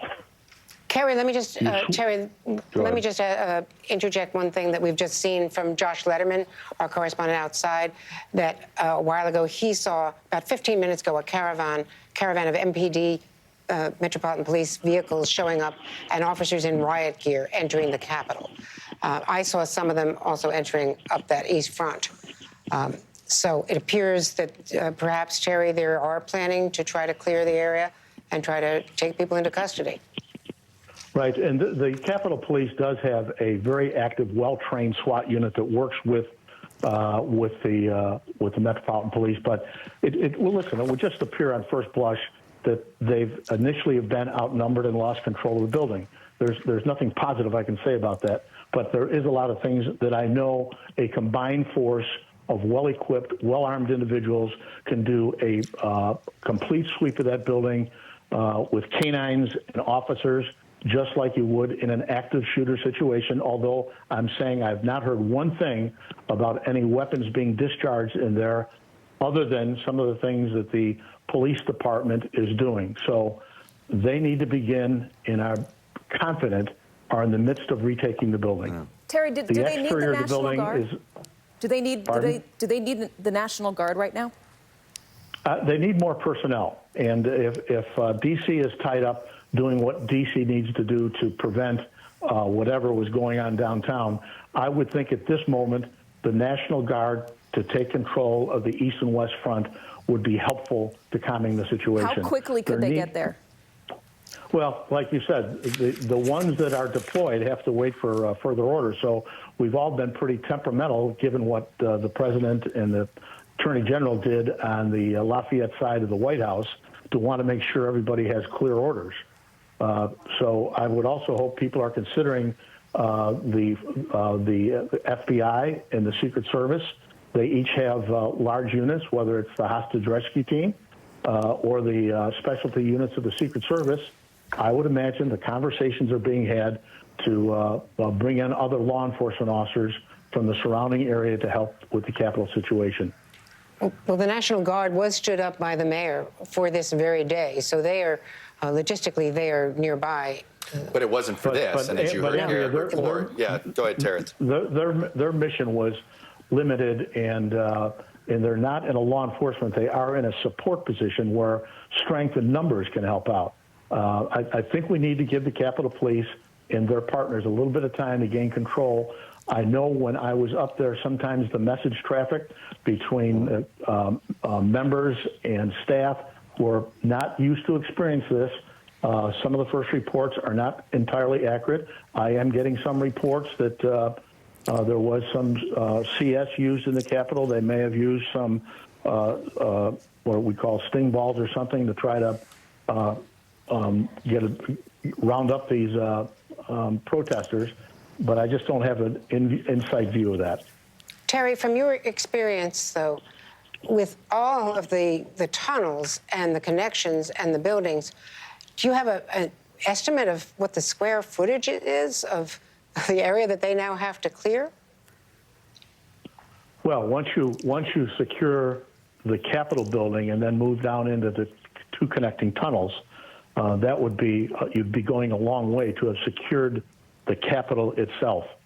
Clearing the office buildings, which have a lot of accesses, especially from the parking lots on the House side, that's a lot more territory, Andrea. That would be that would take a lot of officers to feel that you've resecured the building and you've put canines in there to look for any incendiary or explosive devices. So that's the ancillary things everybody's concerned about. So I would guess that there's some simultaneous things going on, both in the Capitol and securing other areas of the building. Terry Gaynor, let's be realistic here, to make the Capitol safe enough to have the outgoing vice president, incoming vice president, the next three people in line for the succession for the presidency to go back into that building. Are we talking 24 hours to fully feel like this building can get secured? What are we looking at here? I think you could within 24 hours feel very comfortable that the Capitol building itself is secured. I feel less comfortable. We got to interrupt. On the right-hand side of the screen, you believe it was 24 hours. We just bringing saw. out a stretcher. It looked like a woman, very gravely injured, covered in blood. It is unclear how that happened, what happened inside there. I've just been texting with Congressman Dan Kildee inside the House on the floor. I asked if he was okay. He said he's okay now. I'm trying to get more information about what might have happened in there. But that right there is an unbelievable and disturbing sight coming out of our Capitol building in Washington, D.C. on a day where we should be doing something that is procedural, that is pro forma. There's also a little bit of news from the New York Times. Jonathan Martin just spoke with Mitt Romney. Mitt Romney called him over and called this insurrection. I don't know how else to describe what's going on, but the President of the United States, where is he? I know he's tweeted, but these are people who listen to him and follow him. I'm not even sure if he got out there on the Capitol steps right now and said, stop this, that they would listen, but he's got to be doing something. That wouldn't matter. You're probably right there, Katie, but it is I am deeply disturbed by this other fact here, though, Andrea Mitchell and Katie Tur, and that is the fact that these terrorists and protesters, whatever you want to refer to them right now, if you go into the Capitol, you're terrorizing this country. They have stopped this process of determining, of finishing the process of making sure we know who the next president of the United States is. I mean, I do think Congress has a duty to figure out how to get this done quickly and not essentially let these people win, if you get my drift here. I mean, delaying this process in some ways is what he's also trying to do. That is something here. It's disturbing that, unfortunately, they have succeeded in putting the House and Senate in recess, and our Capitol building cannot. It's essentially being held hostage. There's also not essentially. It is being held hostage. If Terry Gaynor is still there, I have one other concern from my experience covering the place. There's a skiff on that House side. Okay, well, it's a question for Alyssa Slotkin or some of the other people that we can reach out to. There is an area in both the House and Senate side in the Capitol building where the most sensitive national secrets are stored. And this building has been breached. And so that's got to be one of the places that has got to be. Also, Alyssa Farah, we should point out, the former communications director at the White House, has tweeted out that, to the president, you started this, you've got to stop it. Katie Tur, I've seen people like David French, who's, of course, over at the Dispatch, a former National Review reporter, said he needs to be impeached. Yeah. He needs to be impeached right now. And, what comes with impeachment and ousting of office is making sure he is barred from holding federal office again. This behavior is essential. I mean, this is why it would be, you could say, oh, why is it necessary to impeach him with 14 days left? It is about protecting the country from this behavior down the road. I feel like we have been barreling towards this moment since 2015 with all of the warnings out there. There will be violence. Somebody will get hurt. This language, this rhetoric goes too far. What is the president urging? People have been getting death threats because the president doesn't like them since 2015. It has been building and building and building. And here we are just days before he will be out of office. And we saw a woman taken away in a stretcher covered in blood with oxygen trying to be administered. It seemed like I'm not going to get into the technicalities of how she was being treated there, but that is the image that I don't think is ever going to leave us. That is the image on a day that we are in a pro forma session where this should be just, here's what the votes, here's what the states have sent along. Here is the will of the people. Let's do our constitutional duty, get it over with, and move toward January 20th. Continue to do our constitutional roles in this democracy. Instead, we are seeing images like this. Instead, we are seeing the buildup of the last 5 years spill out onto the Capitol steps. I can't even begin to imagine what this looks like if you are watching from overseas, or how we would describe this if we were watching it happen in Ukraine, or if we were watching it happen in France, any other place in the world, and we would be horrified. Frank Thorpe, our Senate producer, has just tweeted out video, I guess from the gallery, that there are protesters now on the Senate floor. Protesters on the floor of the United States Senate. These are pictures that are not being sent out by the cameras in the Senate, but he's obviously taking it from his phone. Andrea, let's go to Josh Letterman. He saw that stretcher go right by. Josh Letterman, can you tell, was it, I get, what was that moment? Was it appear to be a protester or one of these people that infiltrated the Capitol? What do we know?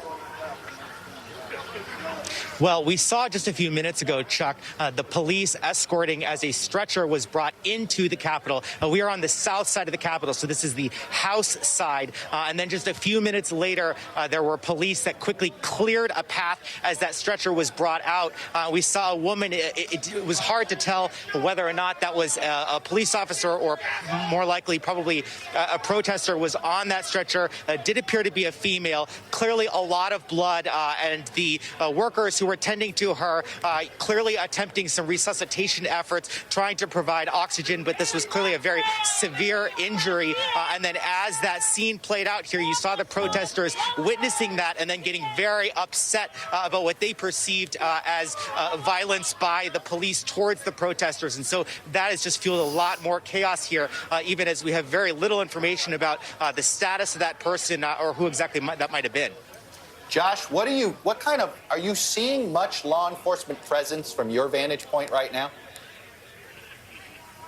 So, Chuck, we are seeing some law enforcement at the doors of the Capitol and sort of trying to create that barrier between the protesters and the actual building of the U.S. Capitol. We are not seeing much of a law enforcement presence among the hundreds, if not thousands, of people who are gathered here. There seems to be no real effort to try to disperse those crowds or to try to prevent people from getting closer to the building. All of the law enforcement resources that are here right now seem to be concentrated within the building or on trying to prevent more people from actually breaching the U.S. Capitol.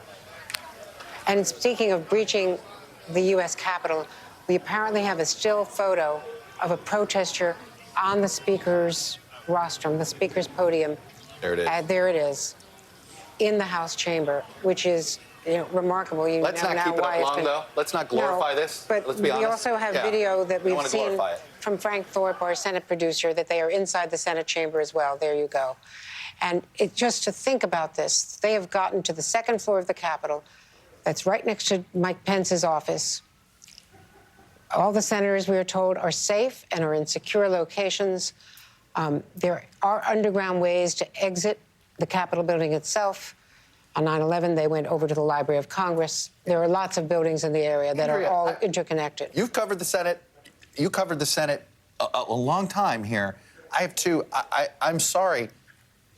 I cannot believe how unprepared the Capitol Police were for today, that this has been this easy to happen. I don't mean to... they're just roaming around.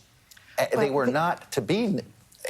That's why I'm pretty stunned. That first breach, if you will, of the Senate steps was the critical moment, because from there, they were on balconies, they were on the same level as the Senate chamber and the House chamber, for that matter, from that East Front. Once they got in such large numbers up on the East Front, and Claire McCaskill was speaking earlier about how protesters were at the foot of those steps, but they have pretty much been kept. I've never seen them on the steps themselves. There was always a way for the senators to leave, get into their cars, and safely exit from the Capitol grounds. Once that was breached, there's almost no way to stop them from breaking windows, and clearly that's how they got to the Senate floor, from there into the chamber. And they're talking about, about historic glass, about the statuary, about all of the other aspects of our history that are embodied in that building. And from having worked there, it's a place I love and respect, and it is horrifying to see this. No, where's the cavalry? Ted Cruz and Jim Jordan have now tweeted. Ted Cruz and Jim Jordan, both who are objecting to the results. Jim Jordan writing a 41-page memo about why they were objecting. Ted Cruz tweets this: those storming the Capitol need to stop now. The Constitution protects peaceful protest, but violence from left or right is always wrong. And those engaged in violence are hurting the cause they say they support. Jim Jordan says stop the violence, support Capitol Police. I mean, this is just in the same vein as Donald Trump. It's a little late for this sort of tweeting. Correct. After we're seeing this. I've been talking to Congressman Jim Himes on my messages, texting with him, and he says members have been moved to another room. He said it was chaos, that there were guns drawn, the doors were barricaded. He says the chaplain is praying. There's a new chaplain, and he is praying right now. He says they are safe. Wild stuff.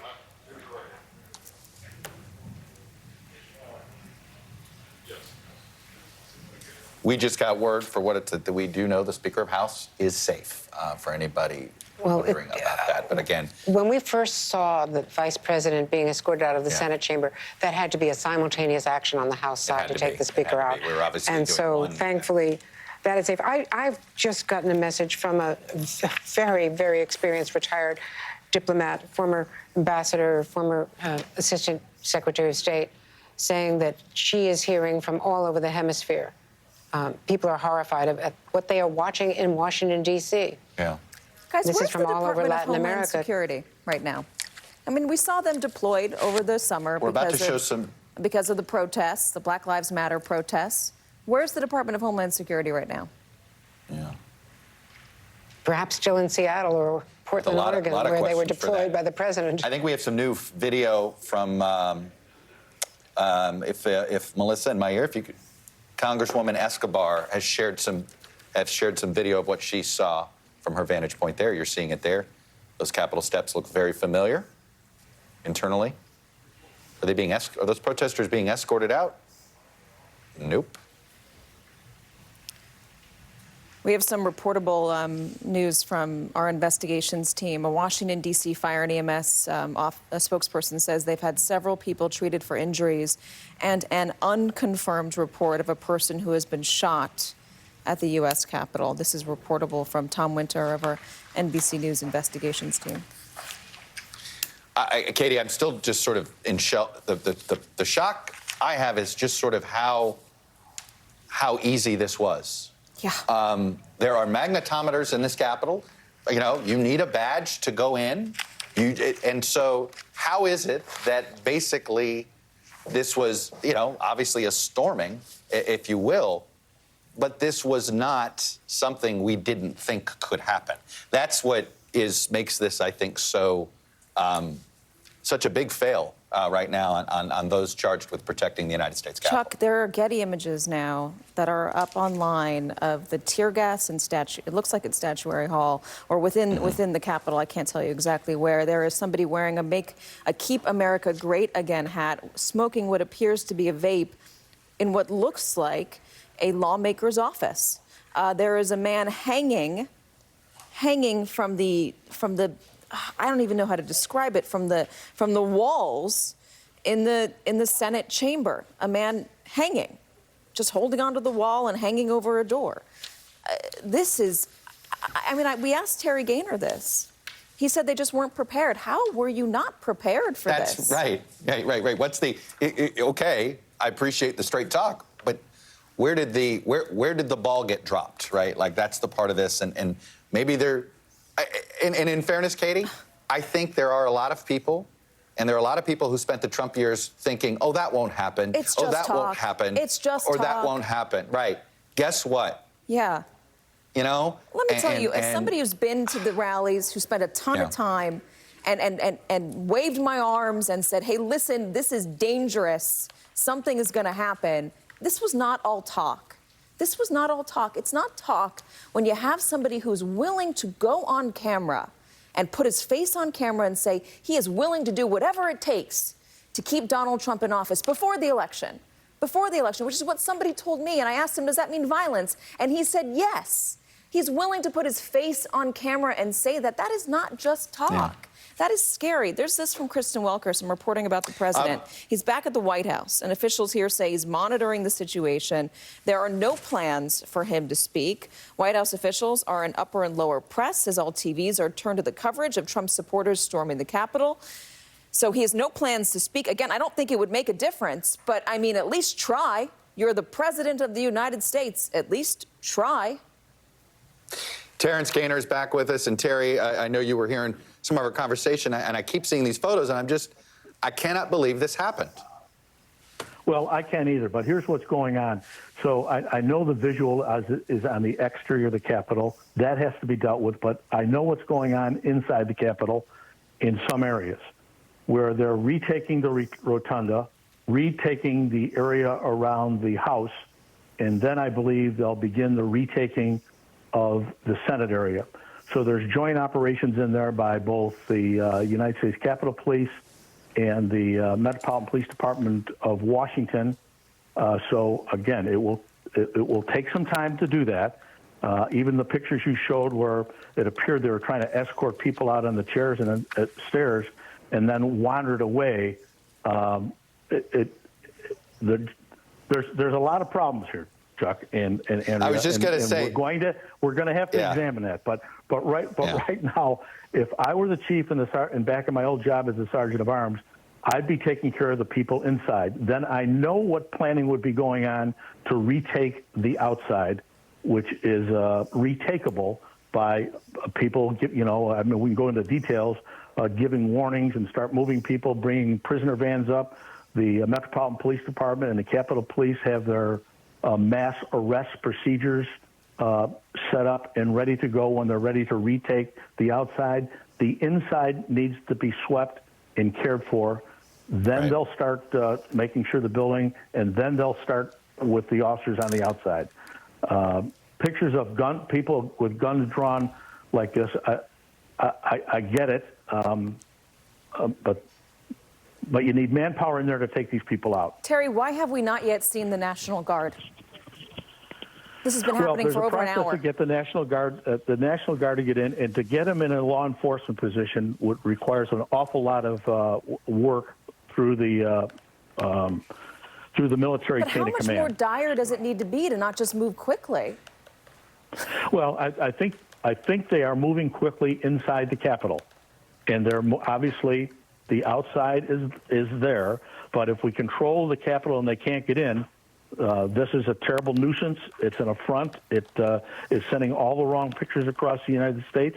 But you can see that the Capitol Police and the leadership has gained some control of the West Front, and the East Front will be evacuated in due time. Let's and then the beatings will continue against the sergeant of arms and the officers, friends of mine, people I've hired and know. So I don't have an explanation of their failure, but there is a friggin' failure. That's a good way of putting it. Friggin' failure there. Let me bring in Haley Talbot. She's one of our producers that's in the Capitol right now. So Haley, what can tell us what you're hearing and seeing on the inside? Hi, Chuck. Thank you so much. So I'm with 5 other reporters right now in Congressman Ruben Gallego's office. He is sheltering us. A bunch of members are down the hall in Longworth. They're sheltering down there. We just took, probably about a 10-minute walk from, the Capitol, from the House chamber down to Longworth. I was in there for a 2 to 4 o'clock pool shift for the TV folks, and as you guys saw, about 20, 30 minutes in, there was a lot of commotion on the House floor. People were starting to kind of get agitated. We started hearing overhead announcements. There's tear gas in the rotunda. Protesters have breached the Capitol. We started to get gas masks out from under our seats. Some of the other reporters with me say they heard about 3 gunshots. And we were all holding our masks. Members were holding their masks. After a few minutes, we're all trying to stay calm and comfort each other. Some members from the actual down on the House floor started getting evacuated. I was with TV reporters and then some other members around on the top 3rd floor of the House floor. And we were told to get under our chairs. We were all sheltering. There were a few members praying over the members and reporters that were all sheltering. As we were doing this, we started hearing loud bangs just on the doors, on the glass doors off the floor. And while these bangs were happening, they started barricading the door. They actually broke the glass, the protesters, which was alarming. Members and Capitol Police were sheltering with us. I'd say that's probably one of the most tense moments. But after probably about 10 minutes of actively barricading the door, they managed to get us all out off the 3rd floor. While we headed down the stairs from the 3rd floor to get out of that area, there were protesters all laying on their fronts, laying on the ground with their hands behind their backs. I couldn't tell if it was protesters, but the members all around me had ascertained that it was protesters that had all been kind of placed down on the ground. Haley, are you okay?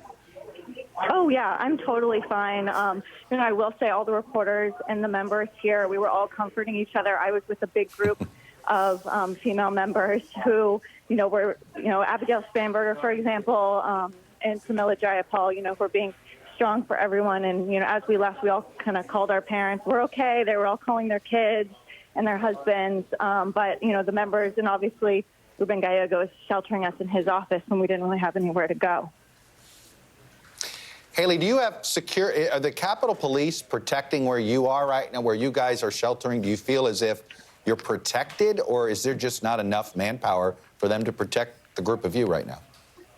Yeah, exactly, Chuck. I think there are a few members in the hall, a few Capitol Police in the hallway, kind of, corralling people. But it did feel like maybe the protesters weren't being met with much force. And the fact that they could make it all the way to the chamber and members of Congress were what felt like in serious harm was alarming. I felt when this initially started happening, I thought I'm in the safest part of the country. I'm in the House chamber. Nothing could get to us. And then when that glass shattered, I think we all realized what dire situation.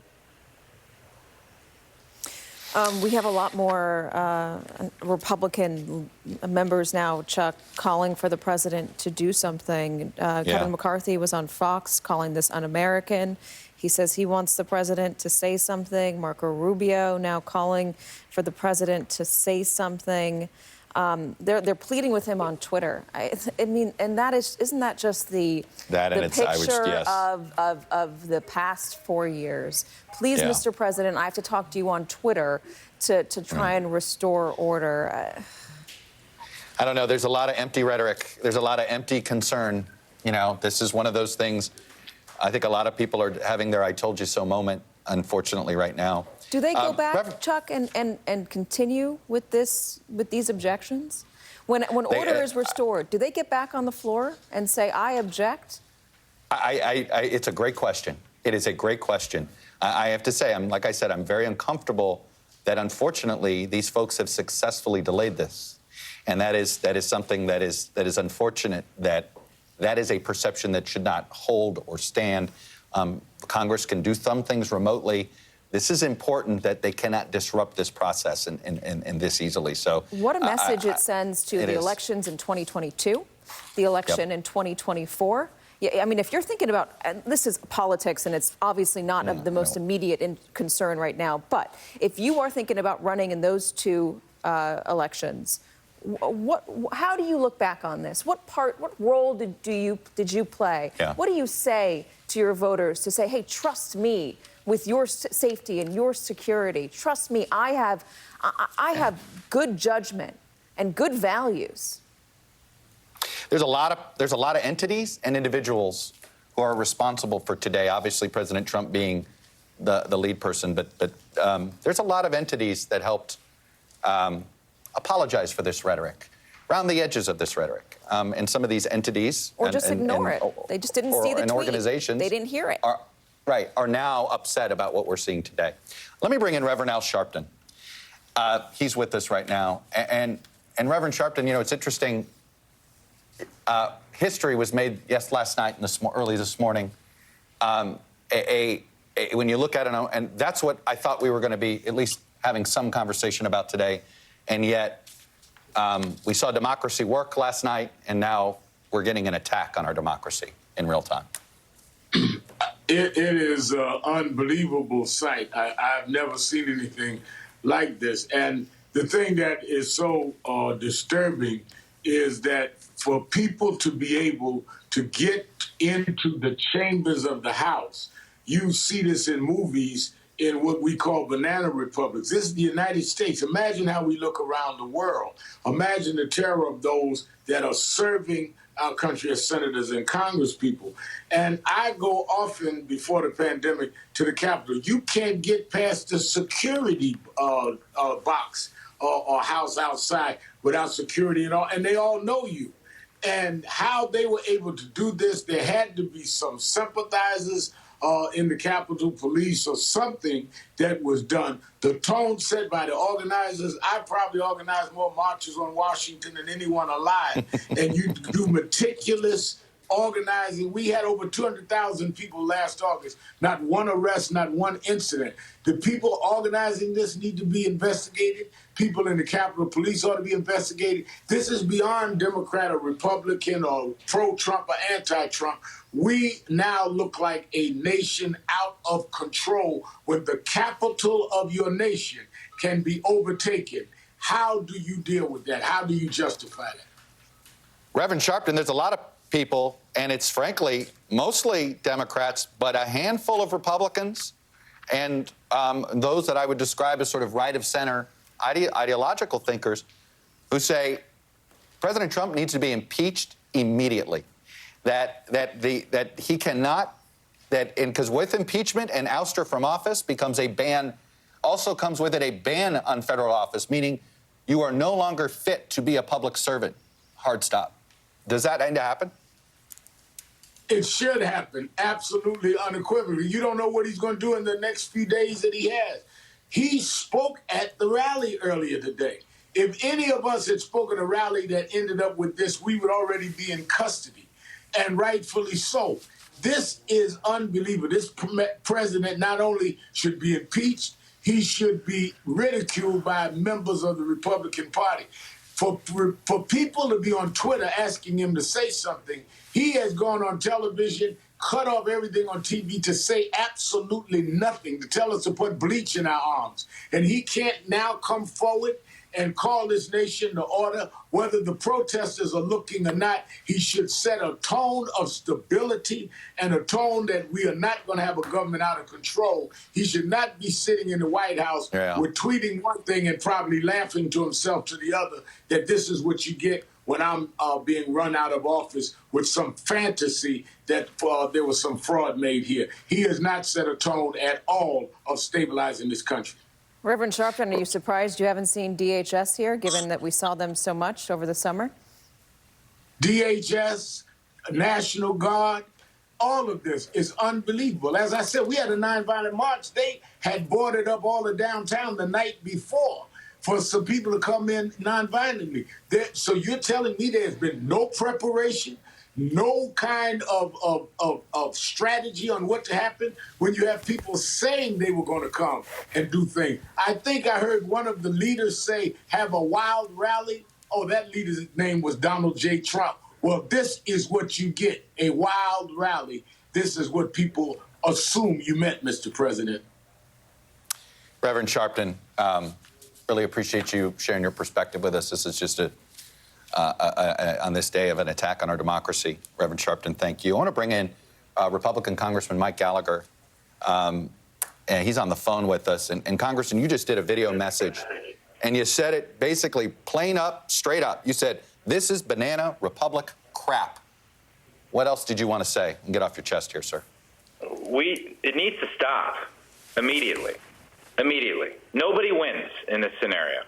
America loses in this scenario. The president has got to call it off. He has to call it off. He's the only one who can. Today is not going to change the outcome of the election, and that was the fundamental lie that the objectors told their supporters from the start. And they told themselves that they could have the debate and there wouldn't be any cost. It was a freebie, right? Because you can grandstand about this and that, but we're not actually going to overturn the election. This is explicitly what was being said behind closed doors. This is the cost.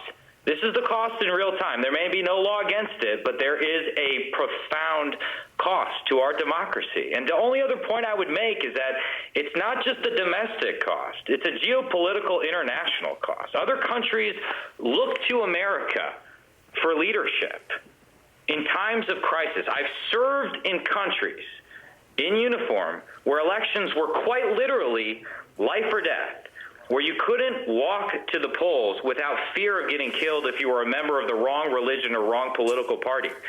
We do not want to go down that path. We do not want to go down that path. And all the heated rhetoric about life or death elections is suddenly becoming reality. We got to tone it down, and I get it. We've always had ambitious politicians from the beginning of our republic to the present day, and we always will. But this is bigger than any one of our political careers. My God, I mean, look at what is happening on the House floor right now. It's got to stop. Call it off. We can have peaceful debates about policy issues going forward. And what a blessing it is to live in a country where you can resolve your differences peacefully. But this has got to stop. Congressman, Mitch McConnell said right before this all fell apart, I will not pretend such a vote will be a harmless protest gesture. Those words have even more meaning as we're watching what's happening right now. Do you have feelings about, I'm trying to put this the right way, how the lawmakers who objected, your Republican colleagues who objected, who stoked this, who perpetuated this lie that the election was stolen, how they should be treated in the next Congress? Well, listen, I've obviously disagreed with them on constitutional grounds. I've written to that effect, and their response to me has been, well, I get it, it's a bad precedent, but we have to do it because we got to pretend that we're fighting. You know, but think how cynical that is. I mean, think how cynical it is to tell thousands of people in D.C., perhaps millions across the country are praying right now that today we will change the outcome of the election.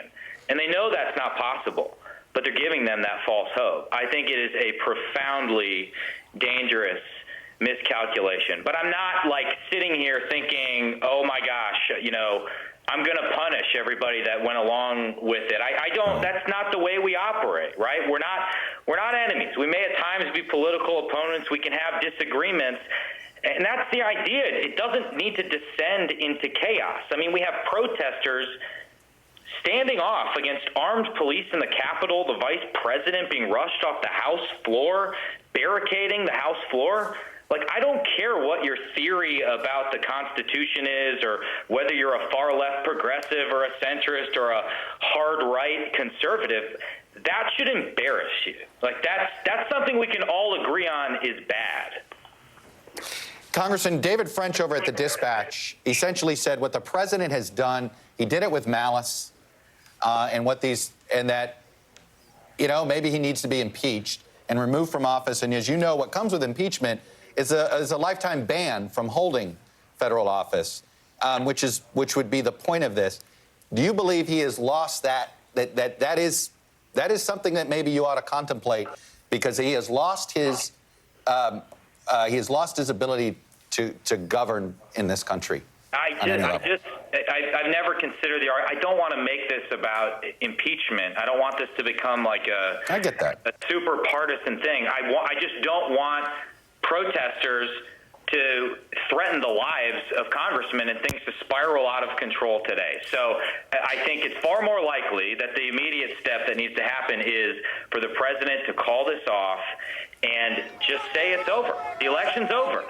Nothing's going to change that today. Let's take that step first, and then we can have a big old argument about what this means for the party. But I don't want to like politicize the safety and health of, people working in the United States Capitol. Congressman, I wonder if that would help. A little bit of news just to update us on. One person has now been confirmed, we've confirmed this, to be shot inside the U.S. Capitol. DHS is on the scene. And also, this is Ralph Northam, the governor of Virginia, saying that he is working closely with Mayor Bowser and Speaker Pelosi and Senator Schumer to respond to the situation in D.C. Per the mayor's request, he is sending members of the Virginia National Guard along with 200 Virginia state troopers. I want to get your take on the security around the Capitol today. How did this happen? I have no idea. I mean, they had to anticipate that people were going to be coming from the Trump rally. I mean, how do you let people breach the Senate floor and the House floor and run wild in Statuary Hall?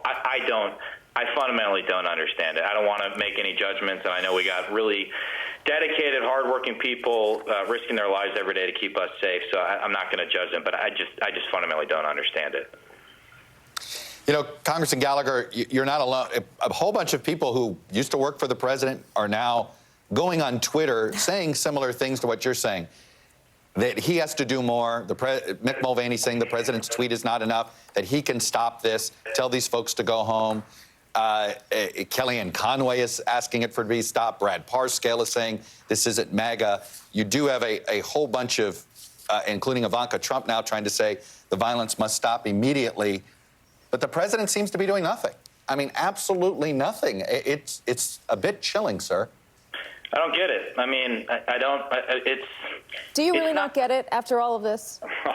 I assume, it's the fundamental bet that the objectors have made too, right? It's you can stoke the outrage without it actually descending into chaos, and you can keep the political support. But obviously, we're seeing that's not true. It's not true, and it's just not.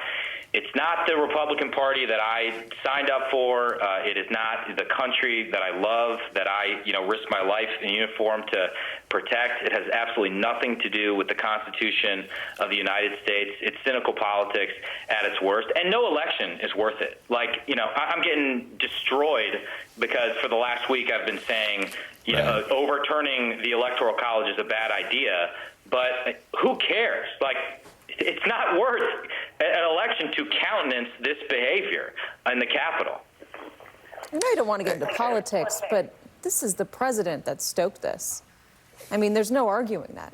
He said it an hour ago when he was on those rally steps. He said, march on the Capitol, go down Pennsylvania Avenue. This is what happened. He's barely said a word on Twitter. It's tepid at best. He hasn't come on camera and said anything, and it's questionable whether or not he would be effective. I mean, this is inherently political.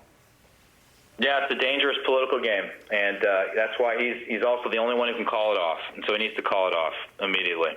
That's the only way I think this gets resolved.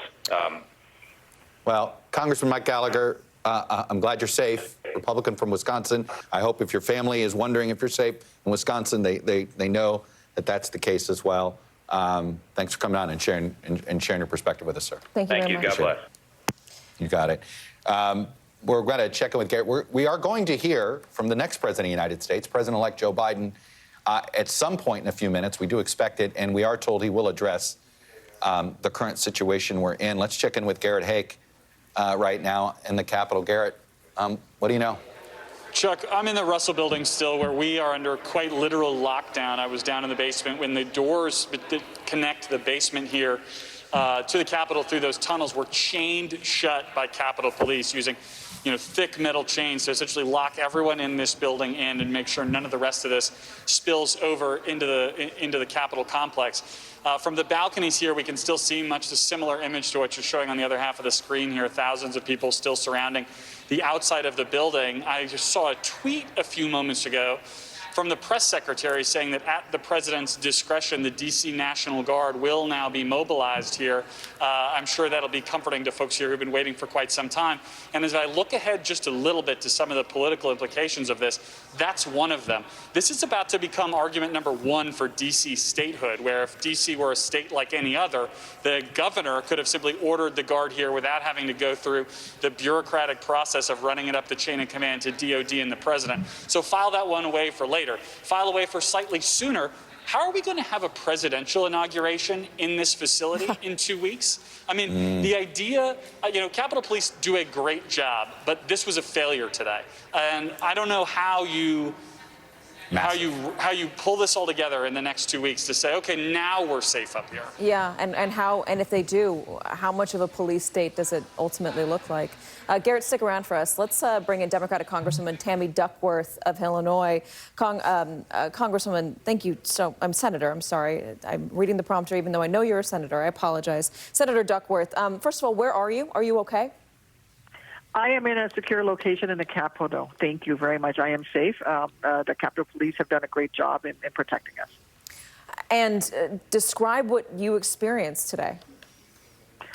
Well, I was headed to the tunnels to go give my floor speech against the rejection of the votes for Arizona. And when the Capitol Police turned me and said, you need to go and barricade yourself in a secure location at this point in time, and they shut everything down. And so now I am just watching the proceedings just like everyone else and waiting to hear when we will start back up again, because we will start back up again. We will continue to enact our democratic process, and I will not yield to these protesters who are attempting a coup. What happens when you start back up again? We get back up and we will go ahead and hear the arguments on either side for rejecting or accepting the votes from Arizona, and then we will cast our vote on that case, and then we will hear if there are any other folks who are rejecting votes from the subsequent states. So we'll be doing them in alphabetical order. Do you expect after all of this the objections to continue? Well, I would hope not. I would hope that we would not have had the objections in the first place. You will have to ask, Senator Hawley and some of his colleagues and President Trump whether they want to push this process forward. But I will not be scared away from carrying out my duties as have been laid out for me in our Constitution. Senator Duckworth, look, you've served in combat. You know a lot about security procedures and security perimeters and things like this. How did this happen? I mean, this Capitol complex, this shouldn't have. This felt like it happened way too easily.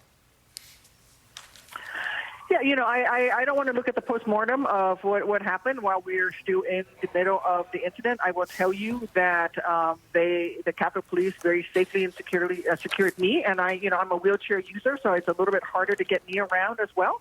But they made sure that I was safe right away. And I know that they are doing everything that they can. And I'm glad to hear that the D.C. National Guard is now being allowed to come and to the assistance of both the D.C. Police and the Capitol Police.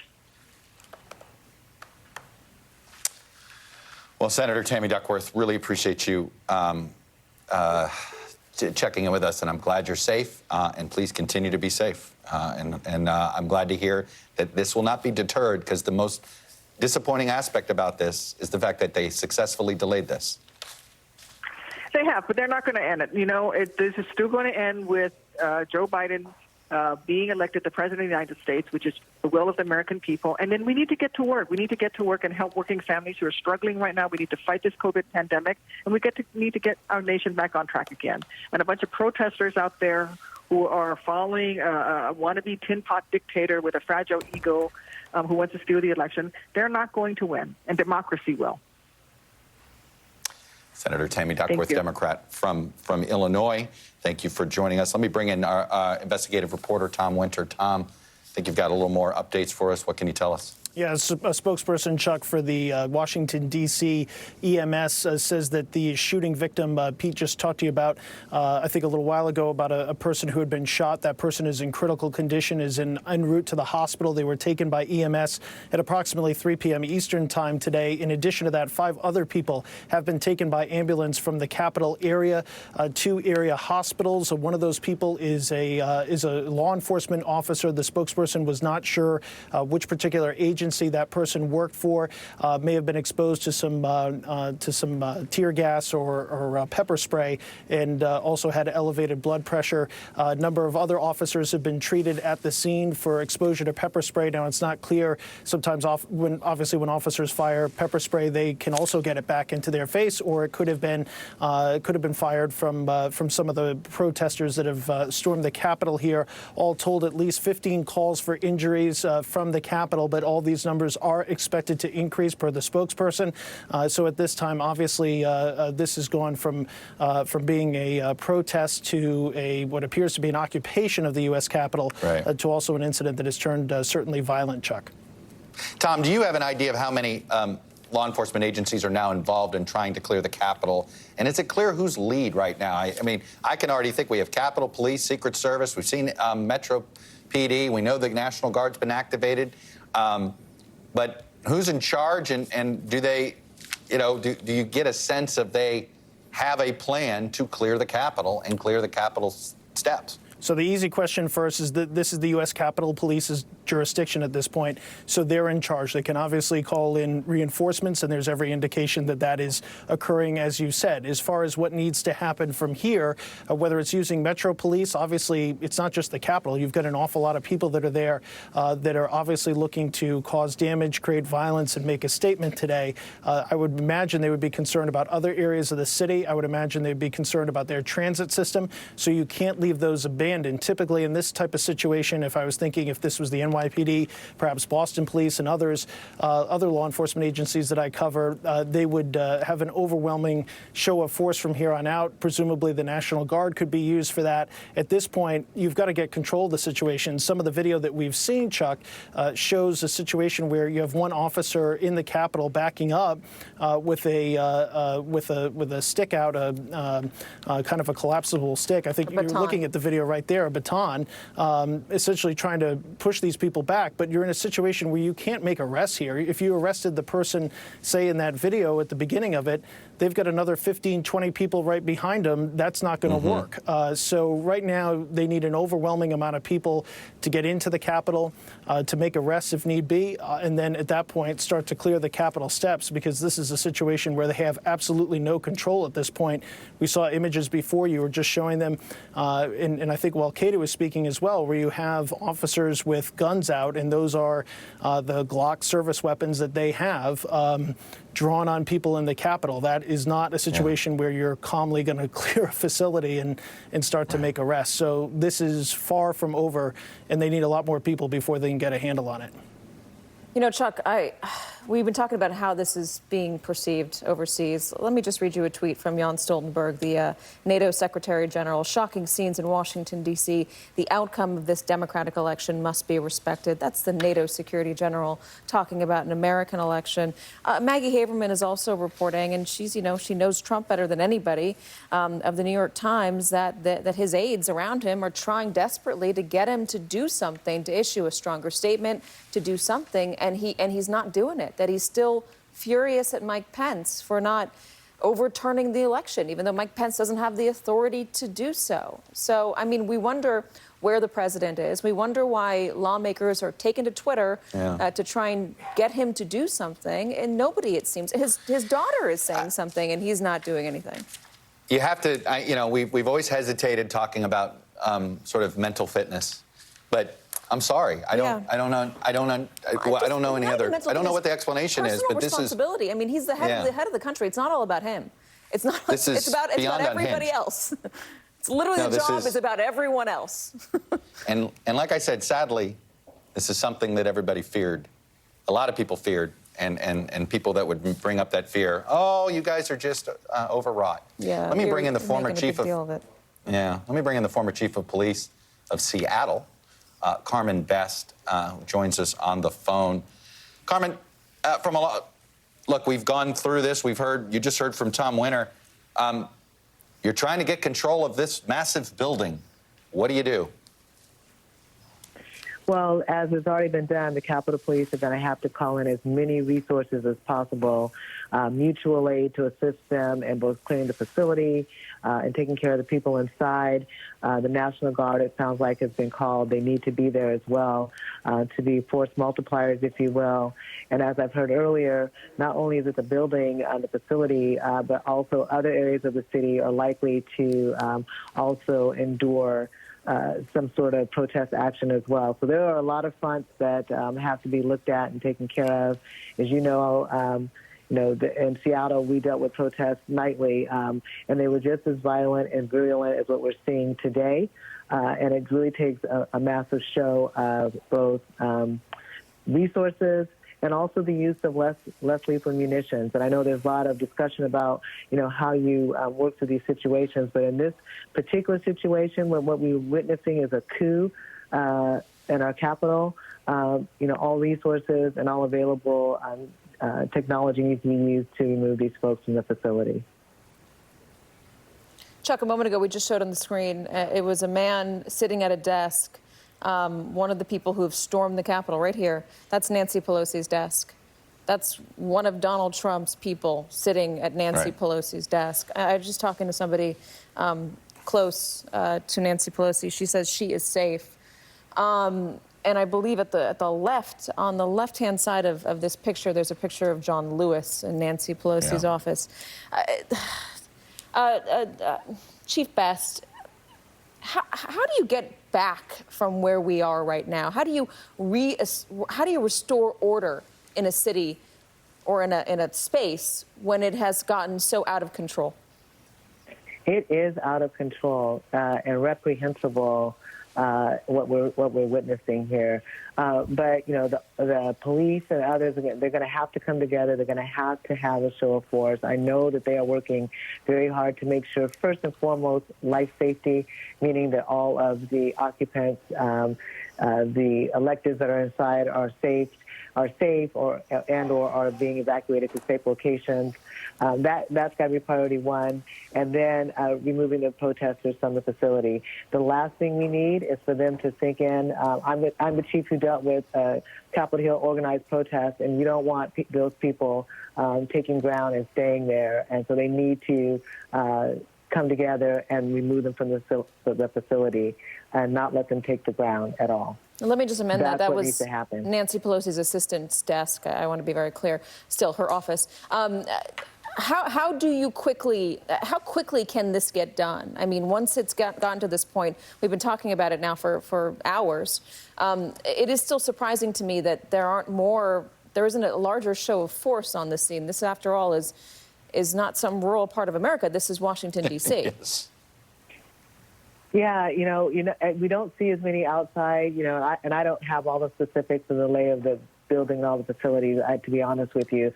But I would imagine that they're first making sure that they're taking care of the personnel inside, getting them to safe locations, making sure that they're doing a count of who's there, because they don't want a hostage situation to be ensue. So they really need to take care of the people inside first, and then they can deal with, when I say the people, I mean the electeds, and then they can deal with the protesters that are there, damaging property, sitting at desks and doing all the other things that the reprehensible acts that we're looking at. So, but I think the first thing is making sure that the electeds are safe and that they can account for all of them. Yeah. Carmen Betts, the former Seattle Police Chief, really appreciate you coming on and sharing your experiences and expertise with us. Thank you very much. I want to bring in Pete Williams, but Pete, before I do that, I want to just read a quick joint statement from the top two Democrats in Congress, Chuck Schumer and Senator Chuck Schumer and Speaker Nancy Pelosi. It's a simple statement, and it's directed at the president. We are calling on President Trump to demand that all protesters leave the U.S. Capitol and Capitol grounds immediately. That's the extent of the statement. Pete Williams, you've got some new information. What do you got? Well, we had earlier heard that there were suspicious packages found before the people stormed the building. That was the sort of focus of concern. Now we're told that at least one improvised explosive device has been found on the grounds of the U.S. Capitol. I don't know where. I don't know what the nature of the device is. Obviously, it's in the hands of law enforcement, so it's not a hazard at this point. They're looking at whether there was a second device found as well. We don't know where. I know that earlier the report of a suspicious package one was at the Library of Congress, which of course is right across the street, right across the street from the Capitol building, and the other was near a House office building. So this is not inside the U.S. Capitol, or we believe inside a building, but outside a building. Don't know if it was in a backpack or where. So that's what police are looking into right now. Obviously, more law enforcement responding. And Chuck, talking to some Secret Service people a moment ago, they're obviously looking at all of this and rethinking very seriously what the security precautions are going to have to be for the inaugural. Now, it's clearly been way scaled back because of the pandemic concerns. There'll be no parade, but there'll still be a ceremony on the side of the Capitol that I think one of the sides of the Capitol that you're looking at. And Chuck, I'm going to go and send it back to you and take a call. Well, fair enough. I would rather you go get us more information. And speaking of more information, let me go to Garrett Hake, who's, of course, on Capitol Hill. Chuck, we're watching, the same video feed of you are here outside the Capitol. I was just out on the balcony watching, and what I'm seeing is starting to look familiar at large-scale protests that I've covered in the past, as we're getting this sort of massive law enforcement footprint that Tom Winter was talking about. We know Virginia is now sending in some of their National Guard and state troopers. The governor of Maryland just tweeted a few minutes ago that he's sending in some Maryland state troopers. And you can see, the full force of the D.C. Metropolitan Police, of which every officer, I was told this morning, has been called up for duty today, are arriving here. And you're just starting to get a little bit of a sense here that this has been somewhat controlled, at least on the outside here. More and more of these rioters seem to be leaving the Capitol property. From where I can stand on the Russell balcony, I'm seeing groups of them, in the 5s and 10s starting to frankly apparently lose interest and leave here. But there's still that core group standing on top of the stairs. I'm in contact with some lawmakers. They're essentially all still locked down, not revealing their locations. And everyone here is just kind of waiting this out at this point as this additional law enforcement presence continues to gather. The city of D.C., by the way, is going to treat some of this tonight much like they did during some of the protests that turned occasionally violent over the course of the summer. That citywide curfew going into effect at 6 o'clock. And then the public transportation system here in D.C. will shut down at 8, sort of a you don't have to go home, but you can't stay here way of handling this here, to just try to freeze everything in place and clear the streets out tonight as it gets dark. Sunset about 5 o'clock here tonight. And again, from the experience of covering so many of these protests over the course of the summer, That tends to be when things get a little bit more dangerous. It's hard to say compared to this, but more dangerous even once the sun goes down. Hey, Chuck, Garrett, we saw a moment ago a protester on some scaffolding outside of the Capitol. We can hopefully show that video or the image again. Here it is. And I was wondering what exactly was going on there. Apparently, this is a rioter trying to take down the American flag from the Capitol and replace it with a Trump flag. Garrett, another question to you. Given that at least one explosive device has been found on Capitol Hill grounds, reasonably speaking, when can this process start up again? That's a great question, and I think it'll be determined in large part by the Secret Service. I mean, the Capitol Police are very used to dealing with reports of explosive devices. They have their own bomb-sniffing dogs and so forth, but the Secret Service is kind of the gold standard in terms of how they handle their protectees. And, you know, I don't have experiences with bombs being left at the Capitol complex, but I would assume that what we're going to see here is a full sweep that's going to have to be conducted of, if not the entire complex, at least the areas where any of the protectees would be. In this case, the Vice President and the Vice President-elect, who could both be involved in any of the proceedings here today. So you got to clear the buildings, full sweep to the level of the Secret Service's satisfaction. Seems to me like the kind of thing that could take hours. Yeah. Well, Garrett, we did get a report from inside the secure location that simply said a House member at the secure location tells our own Casey Hunt that members of both parties in that room cheered when Hakeem Jeffries, Democrat, and Republican Liz Cheney both announced that the National Guard was on the way and that they would tell members when it was safe to return. And then the members said, we will return to the floor and do our job. But as you can see from that statement, there is no time. There is no time.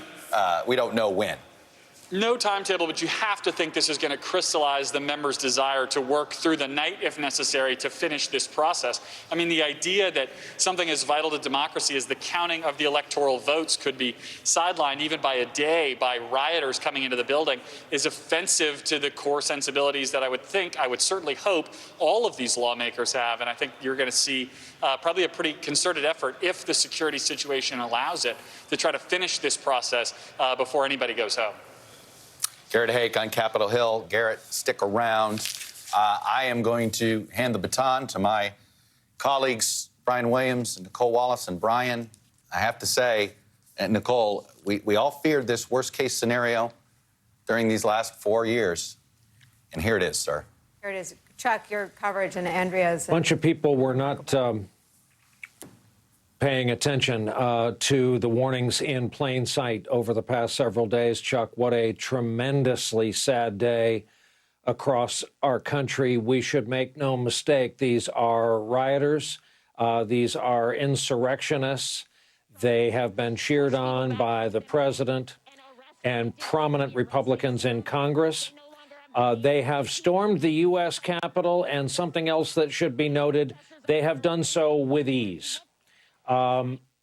We are wondering where law enforcement has been. If you were wondering the same, you're not alone.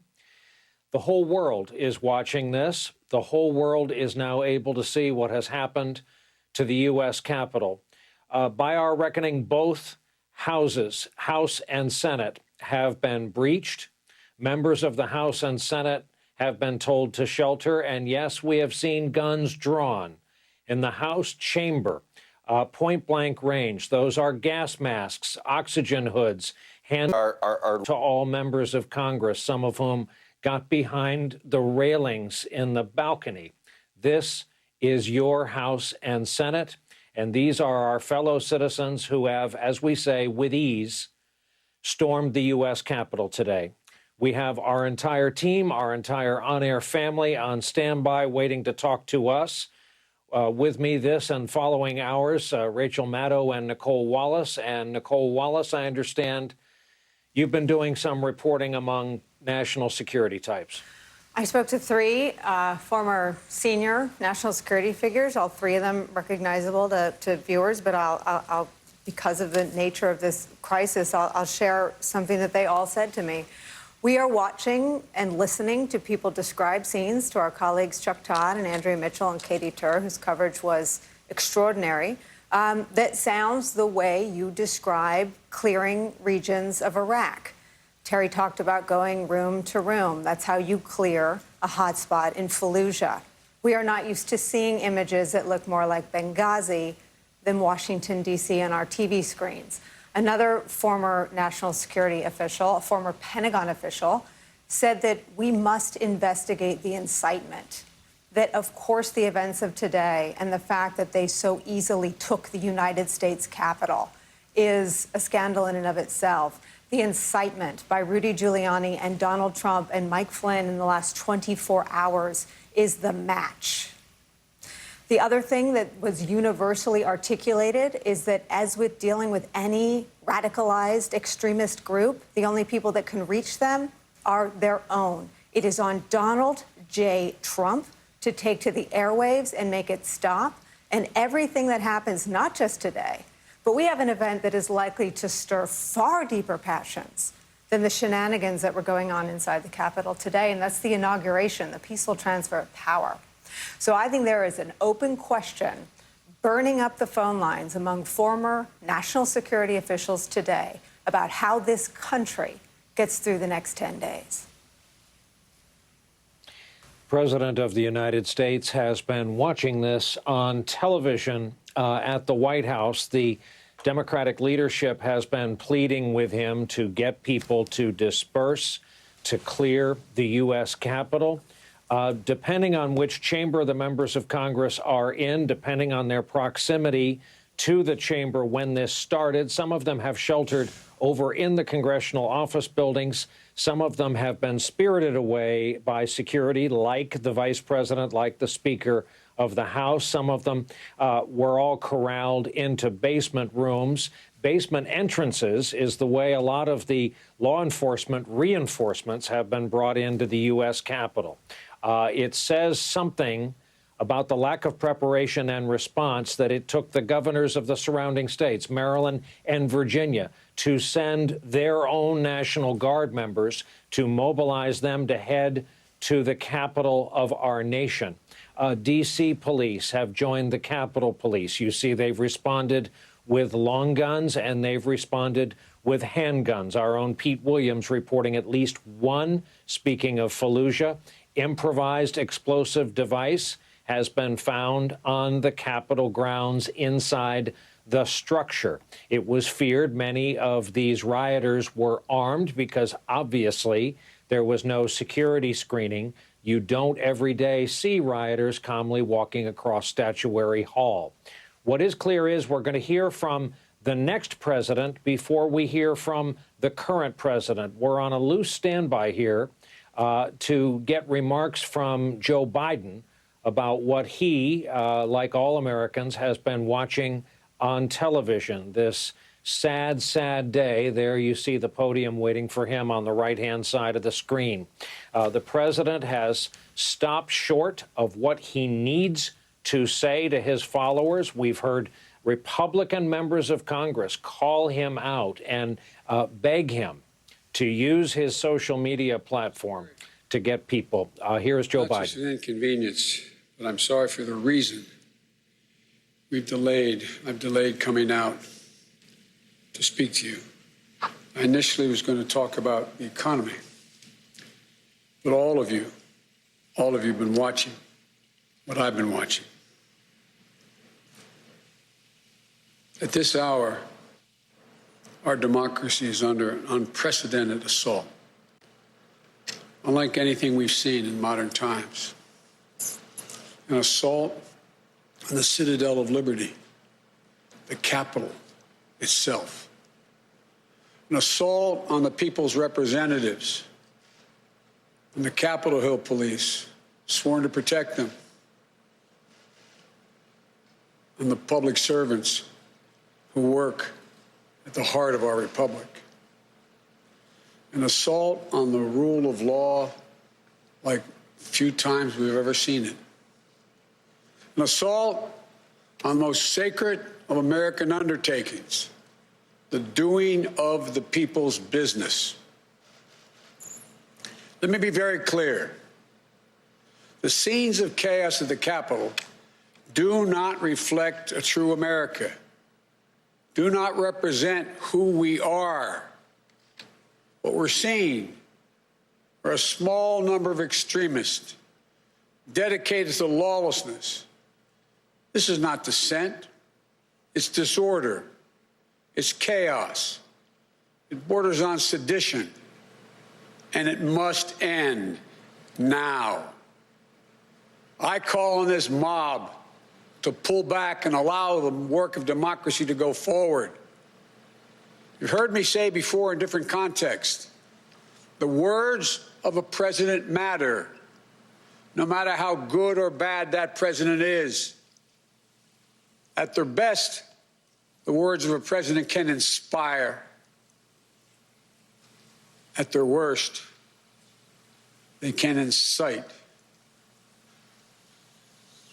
And therefore, I call on President Trump to go on national television now to fulfill his oath and defend the Constitution and demand an end to this siege, to storm the Capitol, to smash windows, to occupy offices, the floor of the United States Senate, rummaging through desks, on the Capitol, on the House of Representatives, threatening the safety of duly elected officials. It's not protest, it's insurrection. The world's watching. Like so many other Americans, I am genuinely shocked and saddened that our nation, so long the beacon of light and hope for democracy, has come to such a dark moment. Through war and strife, America's endured much. And we will endure here, and we will prevail again, and will prevail now. The work of the moment and the work of the next 4 years must be the restoration of democracy, of decency, honor, respect, the rule of law, just plain, simple decency. The renewal of the politics. It's about solving problems, looking out for one another, not stoking the flames of hate and chaos. As I said, America's about honor, decency, respect, tolerance. That's who we are. That's who we've always been. The certification of the Electoral College vote is supposed to be a sacred ritual, which we affirm. The purpose is to affirm the majesty of American democracy. But today's reminder, a painful one, that democracy is fragile, and to preserve it requires people of goodwill, leaders with the courage to stand up, who are devoted not to the pursuit of power, or the personal interest pursuits of their own selfish interest at any cost, but of the common good. Think what our children watching television is thinking. Think what the rest of the world is looking at. For nearly 2.5 centuries, we, the people, in search of a more perfect union, have kept our eyes on that common good. America is so much better than what we've seen today. Watching the scenes from the Capitol, I was reminded, as I prepared other speeches in the past, I was reminded of the words of Abraham Lincoln in his annual message to Congress, whose work has today been interrupted by chaos. Here's what Lincoln said. He said, "We shall nobly save or merely lose the last best hope on earth." Went on to say, "The way is plain, peaceful, generous, just. A way which, if followed, the world will forever applaud and God must forever bless." The way is plain here, too. That's who we are. It's the way of democracy, of respect, of decency, of honor, and commitment as patriots to this nation. Notwithstanding what I saw today and we're seeing today, I remain optimistic about the incredible opportunities. There has never been anything we can't do when we do it together. And this god-awful display today is bringing home to every Republican and Democrat and Independent in the nation that we must step up. This is the United States of America. There's never, ever, ever, ever, ever been a thing we've tried to do that we've done it together. We've not been able to do it. So, President Trump, step up. May God bless America. May God protect our troops and all those folks at the Capitol who are trying to preserve order. Thank you, and I'm sorry to have kept you waiting.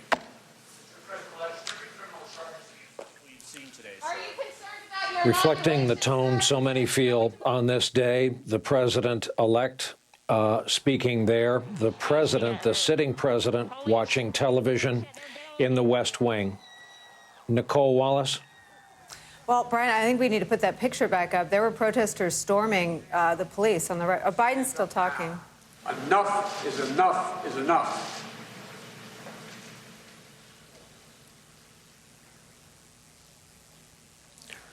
Yeah, we apologize for the lack of a timestamp on these pictures, and people familiar with live coverage were mixing live and video from earlier. Suffice to say, these live pictures show the situation, Nicole, and that is they still occupy the balcony portions of the Capitol. And what we're also seeing is camera towers that were erected for an inauguration have been taken over and stormed by the rioters, by the mob. And so that's, if you see the tall structures with ladders, that's what that is. Sorry, Nicole. Well, Joe Biden, I think President-elect Biden gave us the punctuation we were looking for there on his way out the door when it looked like he stopped to take a question from a reporter in attendance. I want to underscore some of the things that he said because they represent historic firsts for our country. He described this conduct as borderline sedition. We've had a real problem with language, I think, over the last 5 years. Many of us have been reluctant to call lies lies. They were misstatements and mistruths. Joe Biden went there. He called it an insurrection, and he said it borders on sedition. Those are very, very strong and important words to be used to characterize what is happening today at the United States Senate. And as he said, these are not protesters. That's the wrong word. An important moment, I think, for the incoming president. You could also see some emotion as he prayed for the safety of the people inside the Capitol. He called that building home for the vast majority of his own career. And I know empathy is his thing, but I'm sure he feels it in excess. You heard from him, though, the same thing I heard from the 3 national security officials I talked to. One, the point that words matter, that the president's words have incited this today. Everything you see has a through line to what Donald Trump has said and done in the days and weeks and months now since he lost the presidential election to Joe Biden. He also called on Donald Trump, and we'll wait for our White House unit to get us some reporting on how that was received. President-elect Biden called on the lame duck President Donald Trump to take to national television today to call on his supporters to stand down. Remarkable, Brian. Apparently, Alyssa Slotkin, a member of Congress, has spoken to Mark Milley, the chairman of the Joint Chiefs.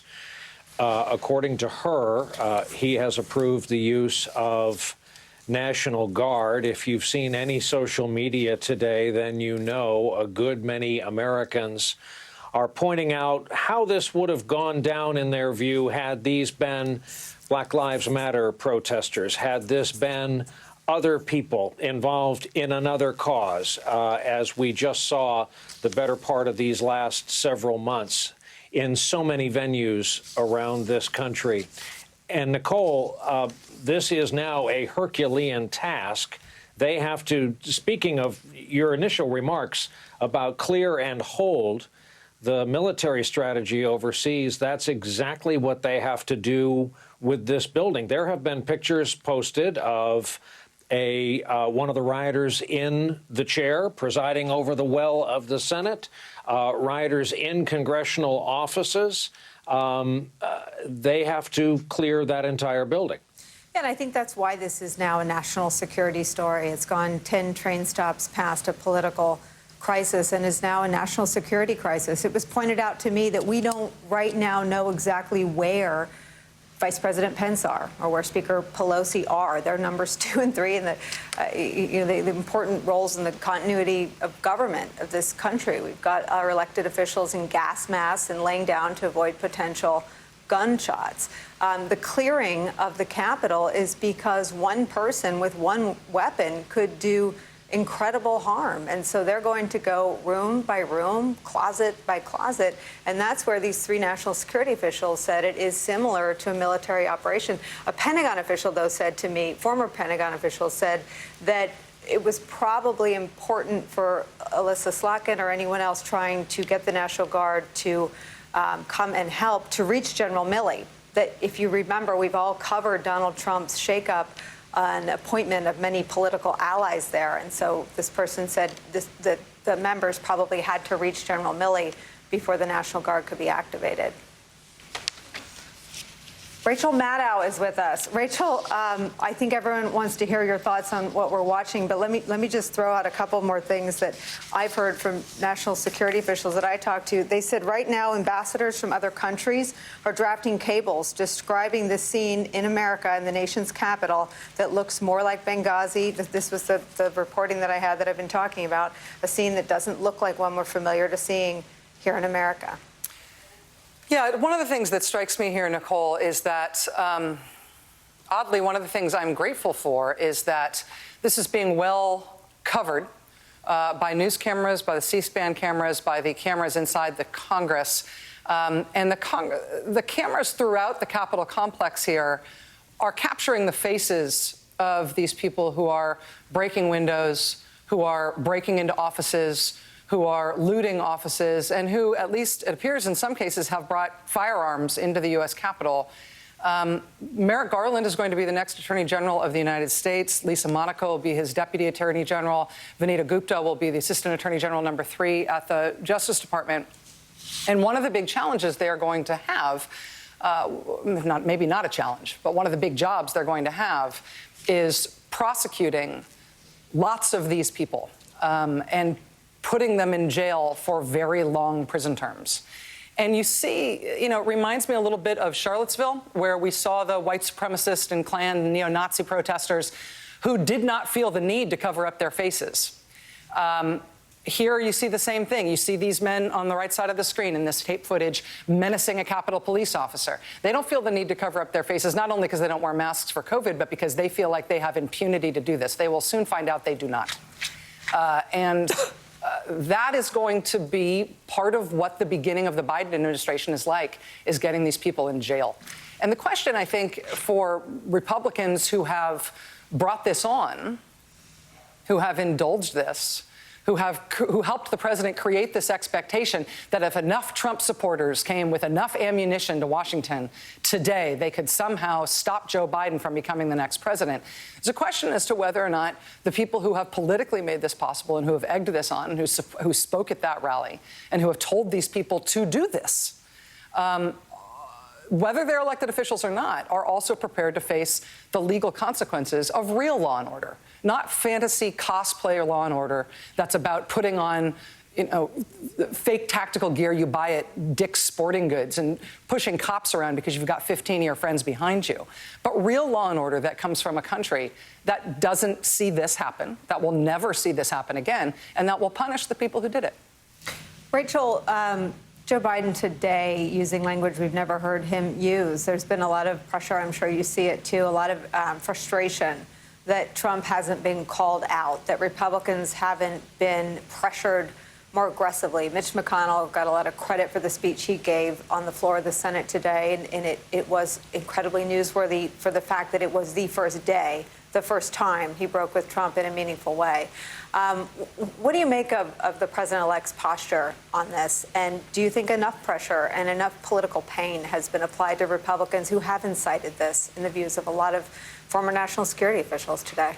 I feel like President-elect Biden is approaching this the way that you would want a leader to approach this, calling on other leaders to do the right thing, calling on Americans to recognize the severity of what is happening here, and calling on us to support the people who are in danger here and to support the law enforcement and soon-to-be military personnel who will be taking care of this problem. But I have to say, just as an observer, not only of today, but of what we saw leading up to this, the president's increasingly unhinged and untrammeled calling for something like this, his willingness to engage with, the calls by people like Mike Flynn, right, to put the military in the streets and to use force to redo the election and all that stuff. I feel like, as an observer of this, I don't much care what Donald Trump says right now. I don't much care what the Republicans who've caused this problem do to try to mitigate the impact of what they have done. This is a problem that will not be solved by Ted Cruz saying, "This isn't what I meant." This is not a problem that is going to be solved by Donald Trump saying, okay, come back tomorrow, or whatever mealy way that he could come up with this. This is a problem that will be solved by the police, and it looks increasingly like the military and the National Guard, physically reclaiming the Capitol building, and then the arrest and prosecution of everybody who carried this out, because this is a crime. And the people who instigated the crime will be held accountable for it. I do not believe that the people who instigated this crime are going to be the solution today. The solution today is the rest of us. The solution today is going to be the police and the National Guard who are going to be brought in to deal with criminals. That's what this is. You bring a gun into the U.S. Capitol, you smash glass, loot offices, break into Capitol buildings, set off gas. I mean, somebody's been shot. We don't know the circumstances of that. I mean, when that happens, the solution is not for Republicans to tone down their rhetoric or reverse their calls to incitement. I'm sort of done seeing their approach to American problems at this point. I think a whole lot of us are done. I want to add to our conversation Jay Johnson, former Secretary of Homeland Security during the Obama administration. Mr. Secretary, just your thoughts on what you're seeing, and jump in on any aspect of our conversation. I've heard from former national security officials who've likened the process that needs to take place now to clearing hotspots in military zones. Obviously, it's scary for people watching, but I think, as Rachel said, it represents the culmination of years of lies and incitement by a party that's now increasingly out of power. Well, thanks for having me. Where do I begin? I have many thoughts. As a former security official, as a former Secretary of Homeland Security, and as an American, I'm shocked and horrified by what I'm watching right now on television. First Amendment activity, peaceful demonstrations, protests on the grounds of the Capitol, near the Capitol, are routine. For example, the Million Man March in 1995, something close to 1 million black men. And we saw nothing like this. Someone emailed me, and I think it's probably accurate. The last time we had anything like this was during the War of 1812. This is Trumpism boiled over, finally, and to be blunt, Donald Trump lit the match. And it is on him now to fix this. I'm told that there might be a statement from him that's kicking around somewhere. He's not going to do this because the president-elect or Jay Johnson or anybody else says he should do this. He should do this because this is his legacy. Let's point out that exactly 4 years ago, he stood on those steps on the eastern front, on the western front of the Capitol, and talked about American carnage. And here we are, almost exactly 4 years later, on the western front of the Capitol, and this is what we have, American carnage, because of his overheated rhetoric. And so if he cares about his legacy, he needs to fix this. He is the one that they will listen to and respond to. Mr. Secretary, the president-elect called it an insurrection bordering on sedition. Do you agree with those characterizations? I have to agree with those characterizations. Dozens, if not hundreds of people should be prosecuted for today's actions. When I look at the images of unscreened people with backpacks walking the halls of the U.S. Capitol, they need to be responsible, and those who encourage this need to be responsible. We've prosecuted people before for inciting violence, and we need to think about doing that here, whoever is responsible for this. And someone has to be held accountable for this. It's going to be days probably before the U.S. Capitol can get back to business. If you have all of those unscreened people roaming the halls of the U.S. Capitol, you can't just simply bring back members of Congress, the vice president, speaker, into that building. You've got to have canines go through the entire building to make sure it's safe to bring back senior government officials into our U.S. Capitol. What would you be doing if you were still in your old post as Secretary of Homeland Security? What should be happening to prepare for the inauguration of Joe Biden? Well, I know what happens to prepare for the inauguration because I did it 4 years ago. It takes months. It is a combination of Capitol Police, the Secret Service, D.C. Metro Police, the Guard, the Coast Guard, FEMA, and a host of others. And, you know, to a very large extent, the U.S. Capitol is the people's building. We don't have a fence around it, but we are able to protect the perimeter of the U.S. Capitol if adequate security is put in place in advance. And so someone needs to ask the question, why didn't we anticipate this happening, given what we heard leading up to today, given the rhetoric of our own president leading up to today? How did this flood occur so easily? As you said, it's something we will be, questions that need to be answered. Someone suggested a 9/11 style commission after calm has been restored. And we should point out that the police do not have control of the United States Capitol right now. They are going through a process that Jay Johnson just described to our viewers of going room to room, closet to closet, making sure there's nobody inside who represents a threat to anybody who works there or visits that Capitol. And as you can see, everyone is very, very comfortable stationed outside. Jay Johnson, thank you for spending some time with us today. I'm going to toss it back to my colleague, Brian Williams. And Nicole, just to explain the pictures we're seeing right now, those are rioters occupying the risers built for our presidential inaugurations. Normally, of course, members of the public can't get anywhere near this area. Since 9/11, there's been such a sea change lockdown on security on the Hill, obviously, along with the White House. Point number two is the Republican leader in the House, Kevin McCarthy of California, in an apparent bid to be remembered heroically when this is all over, said in a live interview this afternoon, I called the president and explained to him what is going on. I begged him to go talk to the nation. And that brings us to what we're about to show you.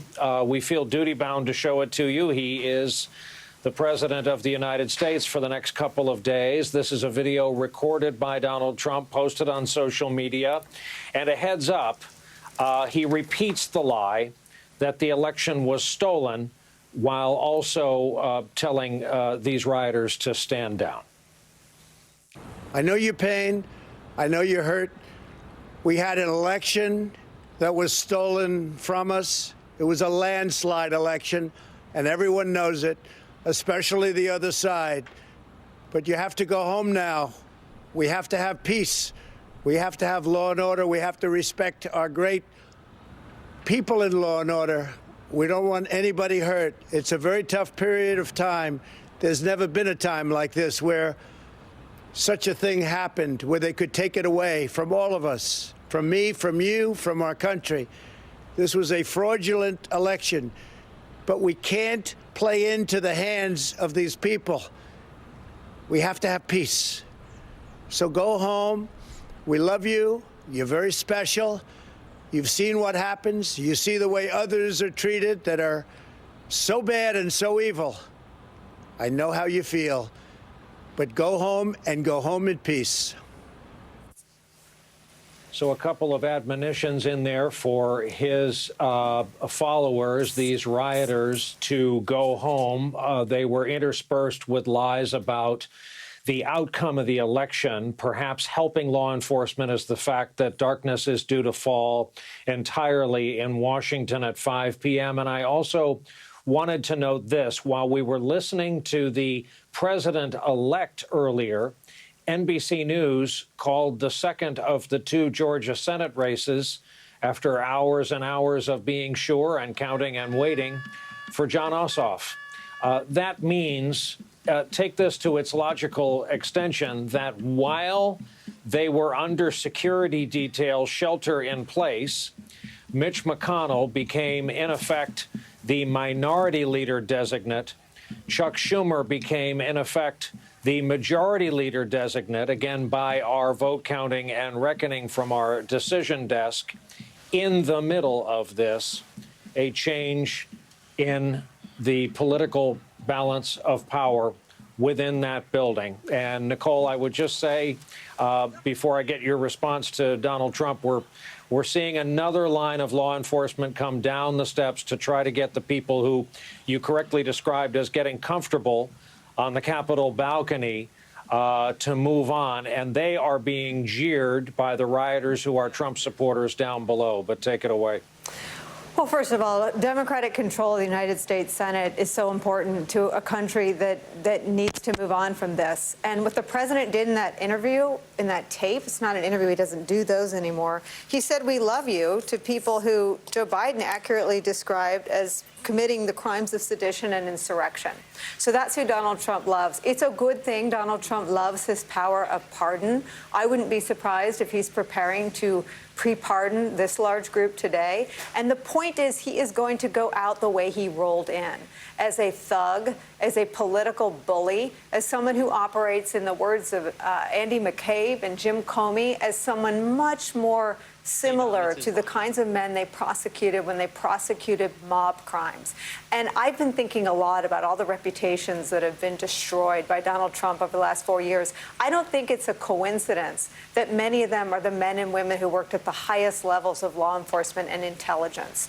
Those were always the people that, in Donald Trump's view, and it's clear in that delusional video, he's terrified by truth, he's terrified by facts, and he's clinging to a lie that today put the lives of his own vice president in danger. Vice President Mike Pence was ushered out of the Senate.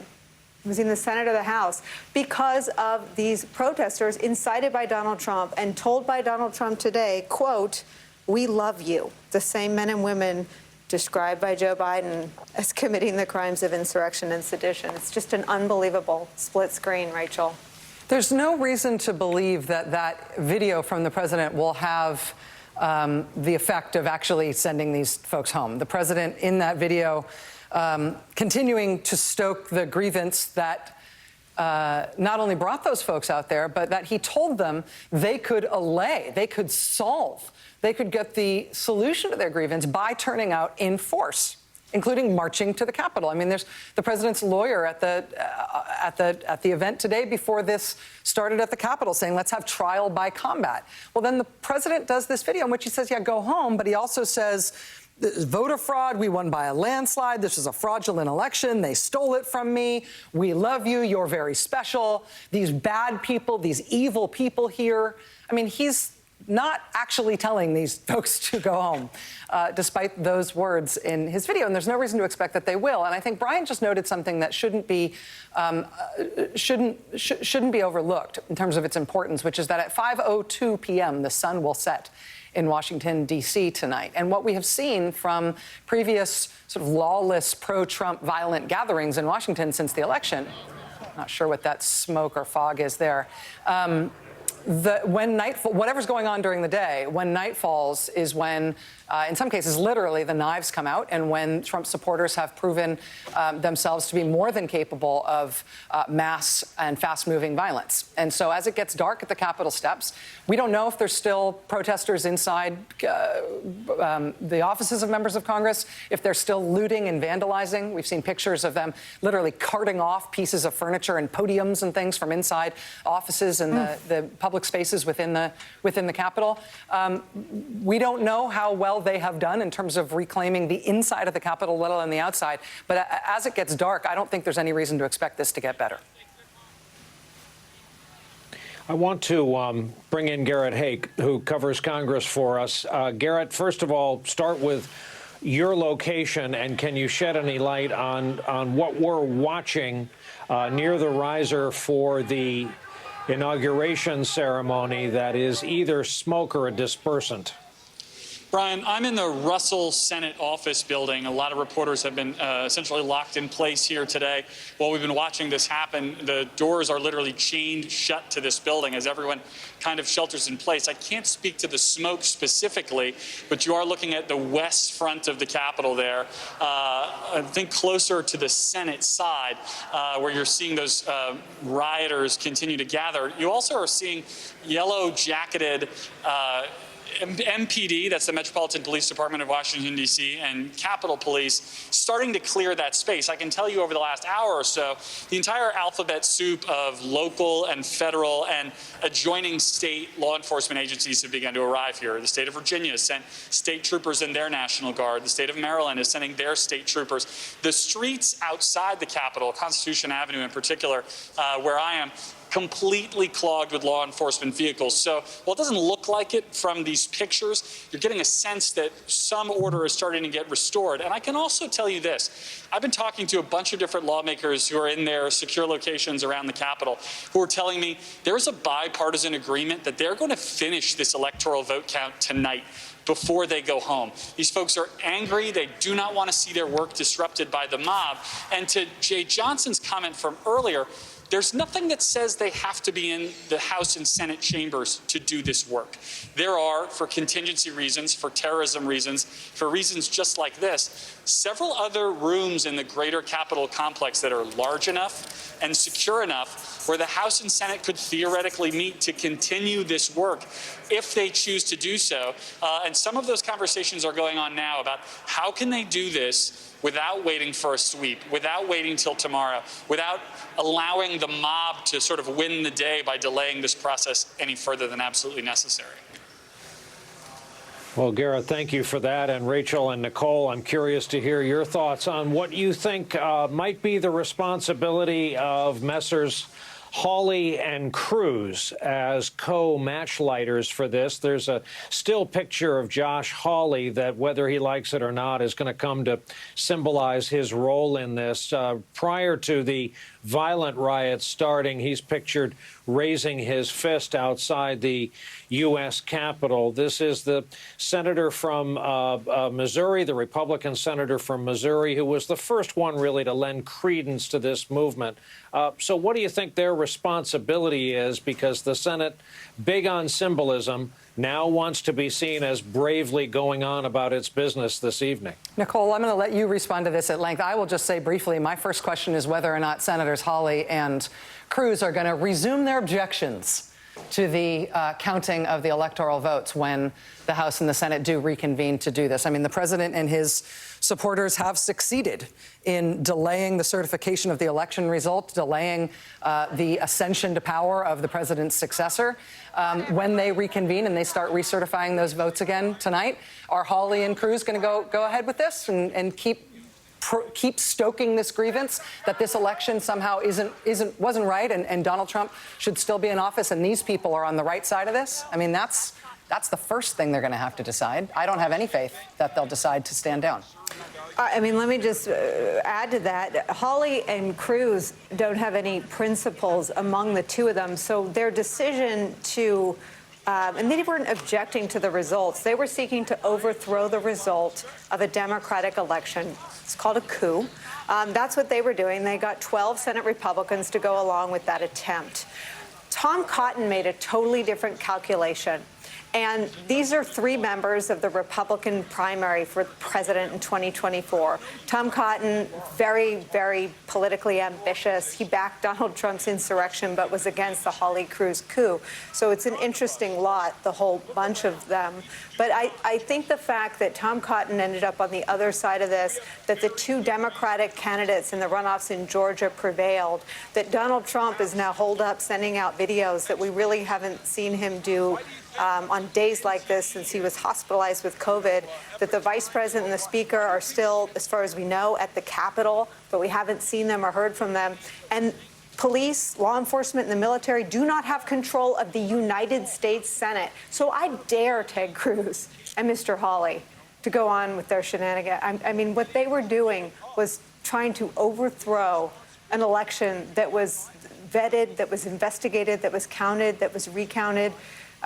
So if they have the audacity to go ahead and do that today, I think it's a stain that'll be on them for the rest of their, not just their careers, but their lives. I want to bring into our conversation John Brennan, former CIA director, NBC News senior national security analyst, former Homeland Security Secretary too, right, Director Brennan? No, I was President Obama's assistant for Homeland Security at the White House. So with that hat on, someone who counseled the president on all matters of Homeland Security and as someone who oversaw the country's intelligence agencies, what do you make of this scene today? How does this de-escalate? Well, Nicole, words escape me, and I need to try to keep my anger in check, because when I'm watching this footage of the desecration of our nation's capital, the global symbol of our great republic, and it's happening because an individual in the White House who has the title of President of the United States but has never fulfilled those responsibilities is the one who actually has encouraged and incited this. It is beyond words. These are the scenes that I watched throughout my national security career of things happening overseas. I never imagined that it would have happened here in the United States. And so therefore, yes, Donald Trump is the quarterback of this effort, but there are so many enablers in Congress. And now it is going to be up to the authorities, as Rachel mentioned, National Guard, Capitol Police, whatever, to bring some semblance of law and order back to the Capitol so that the people in the Congress can do their necessary work. But I must tell you, I have never, ever seen something like this. I never imagined I would see something like this in the United States of America, in our Capitol. I also wonder, as has been said before, why has this been allowed to happen when we saw at Lafayette Square, right across the street from the White House, these very aggressive and authoritarian tactics that were used against peaceful protesters who were not violating, in fact, the nation's capital. And so I think there are so many questions here. But again, the accountability goes back to Donald J. Trump and also to those individuals in Congress who have enabled and abetted his efforts to try to undermine our democratic system of government. Director Brennan, Chris Krebs tweeted that he's been trying to combat the disinformation himself that Donald Trump has been pumping into the information ecosystem that obviously all of his supporters drink from. And I wonder what you think about that broader question. We first started talking to you on all of our programs about Russian disinformation. It would seem now, looking at these images on our screen, the gravest threat is domestic disinformation, Donald Trump's disinformation. I think we all have a responsibility to try to prevent disinformation from getting into the nation's bloodstream. Individuals, in terms of not deceiving and lying others with their lies, as Donald Trump has done.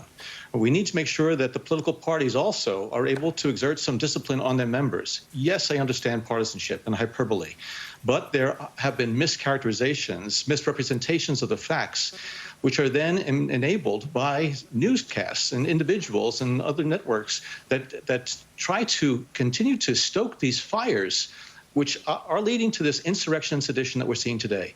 So I do think that this is a moment that we're going to have to look back upon and see what we can do individually, collectively, organizationally, and politically, what we can do to counter this cancer of disinformation that has taken hold in our country today. Director Brennan, we're going to ask you to stay with us for our ongoing coverage of the events in Washington today. I'm going to turn things over to my colleague, Rachel Maddow. Thank you, Nicole. I want to bring into our conversation now Democratic Congressman Jason Crow of Colorado. I have to tell you, he's at an undisclosed location with other members of Congress, but Congressman Crow brings a unique perspective to this. He's a U.S. Army Ranger, a veteran of the 82nd Airborne, served 3 tours in Iraq and Afghanistan. probably isn't used to thinking about those skills in relation to his day job as a member of Congress now. But these are unparalleled times. Congressman Crow, thank you so much for making time. Hi, Rachel. Can you just tell us what your experience has been today? I know we don't know where you are calling us from, and you're not going to tell us that location. But other than that, can you tell us what has happened to you today and what you've seen? Yeah, I was in the House gallery watching the proceedings when we were kind of tracking on our phones, watching what was happening outside the Capitol when we saw that rioters had broken through the outer cordon and barricades. Shortly after that, they evacuated the leadership, and then started an evacuation of House members. What happened, though, is the rioters made it into the Capitol and cut off our access routes. So Capitol Police weren't able to actually evacuate us, so they barricaded us within the House floor. They locked the doors and actually started to pile furniture up against the doors and windows and pulled their guns out. So there was about a group of about 15 or 20 members who were trapped in there as we were surrounded by rioters who were trying to ram and break down the doors and break through the glass. The police had their guns pulled and were preparing to use them.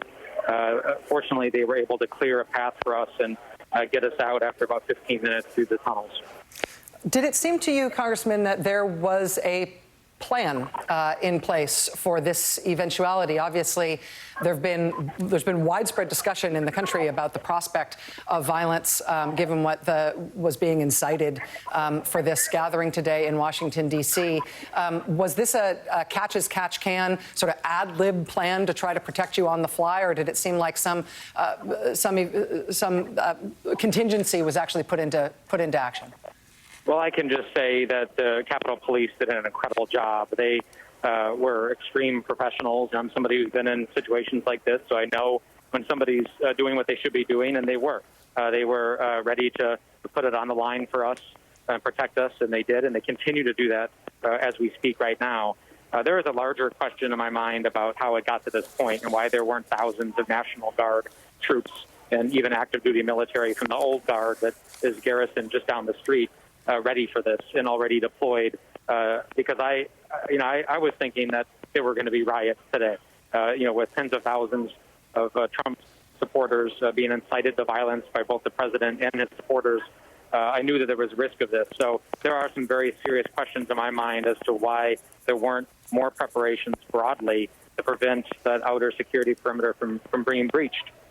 Do you know, Congressman, if the interior of the U.S. Capitol is now secure, if there is enough law enforcement present there that they've been able to put a stop to the looting and vandalism and free roaming of potentially armed protesters that we've been watching over the last few hours? It's my understanding that it is not yet secure, that they have federal law enforcement, Capitol Police, and special units that are in doing a sweep of the Capitol, but they have not finished it, and there are still rioters in the Capitol. But I can tell you this, we will return. We are all resolved to do that. They will clear the Capitol, hopefully today. We will return. We will do the business of the people, and we're not going to let the seditious, treasonous acts of a few people stop the work of the people. We will go back, and we will finish the business. Congressman, are you and your fellow members fending for yourselves in terms of your security? Do you have communication with security personnel who are advising you what to do, telling you where to go, keeping you apprised of the security situation, or are you sort of handling this yourselves?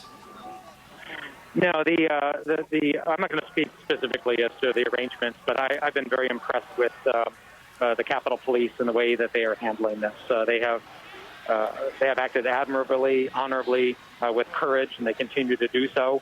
And they deserve a tremendous amount of recognition for that work. One of the things that has been discussed at the senior levels of the Pentagon, if recent reporting, particularly from the Washington Post, David Ignatius, is to be believed, was the worry at the highest levels of the Pentagon that the president might use violence or the threat of violence on this day, in this context, to try to use the U.S. military to his own advantage, rather than to try to use the military to contain or put down this sort of violence and the insurrection that we have seen. I wanted to, again, yourself as a combat veteran and somebody who's served in Iraq and Afghanistan and who's seen these things from a very different perspective, given what you just said about your surprise that there weren't forces, including active duty forces, deployed and ready to go in the event that something like this happened, what do you feel about that potential? Well, I didn't have a concern that the military would be used. The former defense secretaries that came out a couple of days ago and made their statement, and I know a lot of the senior commanders of the military very well. I never thought that they would allow themselves to be used in this way. That doesn't mean that President Trump wouldn't try. I believe that he would try because the president is a violent man. He is not a well man. He is somebody who is capable only of thinking about himself, nothing else, and nobody else. So he is capable of everything. Now, the larger story at this point isn't President Trump, because we know really well who he is. He's made it really clear for a very long time who he is.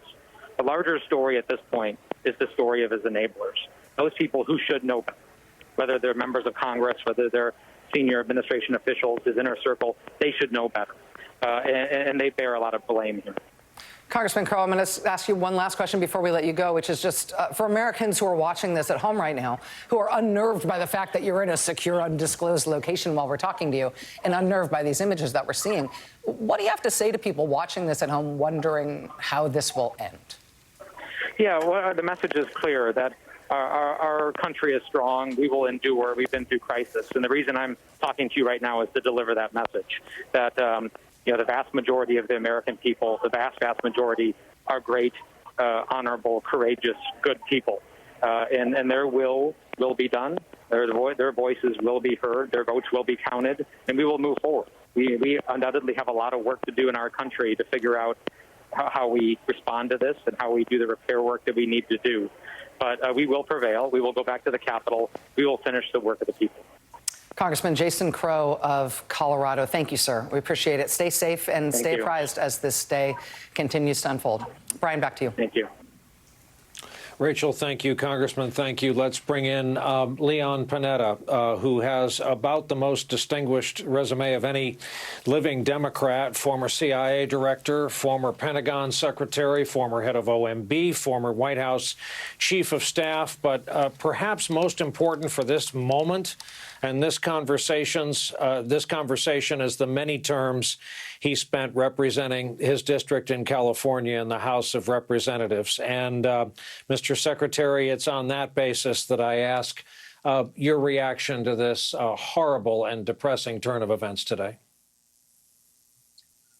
Brian, in my over 50 years of public life, I never expected to see the kind of scenes that I'm seeing today with an insurrection taking place at the Capitol of the United States.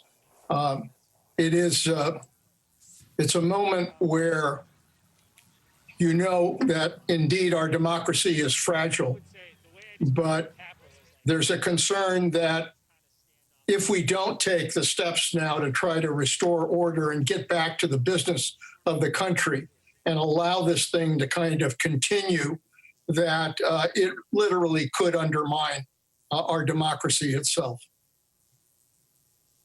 Just as you could not have foreseen guns drawn on the House floor, just as you could not have foreseen your former fellow colleagues in the House putting on oxygen hoods in the balcony, you probably couldn't have foreseen the calls that are going on back and forth, in some cases, between sitting members of Congress and General Mark Milley, the sitting chair of the Joint Chiefs of Staff.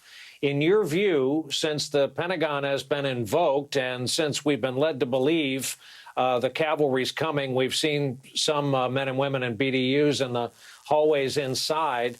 What should the role of the Pentagon be on a night like tonight?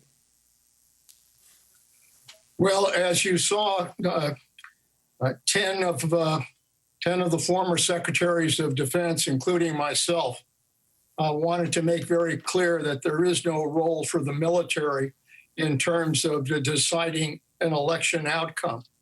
I think we were very concerned that the kind of scenes we're seeing now might justify an act by the president to basically use the military for that purpose. I think this is a moment where we've got to rely on the National Guard. We've got to rely on law enforcement to restore order, and that there is no role for the military at this point in time. I do think that ultimately order will be restored, and Congress will go back to the business of deciding who our next president should be. That is really the fundamental objective right now. Let's get back to the business of governing in our democracy. What has to happen, in your view, between now and our ability to say this is over and we're on a glide path toward a peaceful inauguration in a few days' time? Well, first and foremost, order absolutely has to be restored at the Capitol. You've got to clear the Capitol. You've got to put a perimeter around the Capitol to make sure that this never happens again. And you've got to allow both the Senate and the House to continue the business that they're required to do today in counting the electoral votes and announcing a new president. That is really the first priority. And you're not going to get much help from this president. He's essentially AWOL from dealing with this kind of critical situation. Any other president obviously would be very concerned and very involved, not this president. So it's going to be up to the leadership in the Congress to basically make sure that security is restored and that they go back to the business of dealing with governing our democracy. Final question. In your view, what should McConnell and McCarthy, guys like Scalise, Pence, what should they say as early as tonight? Well, this is a very important moment that will test the quality of leadership that we have in the Congress. I think it's very important for the leadership of both Democrats and Republicans to stand together to denounce what took place with what happened to the Capitol, and to move quickly to do the business of the country. I hope that those who want to object to the vote counts, who are basically taking on our Constitution itself, I hope that they think about this again as to whether or not they ought to proceed. This is a critical time, and I think everybody who's in a position of responsibility needs to take the position that right now the order of business is to count those votes, elect a new president, and then move on. Do not use this as an opportunity to create further chaos in our democracy.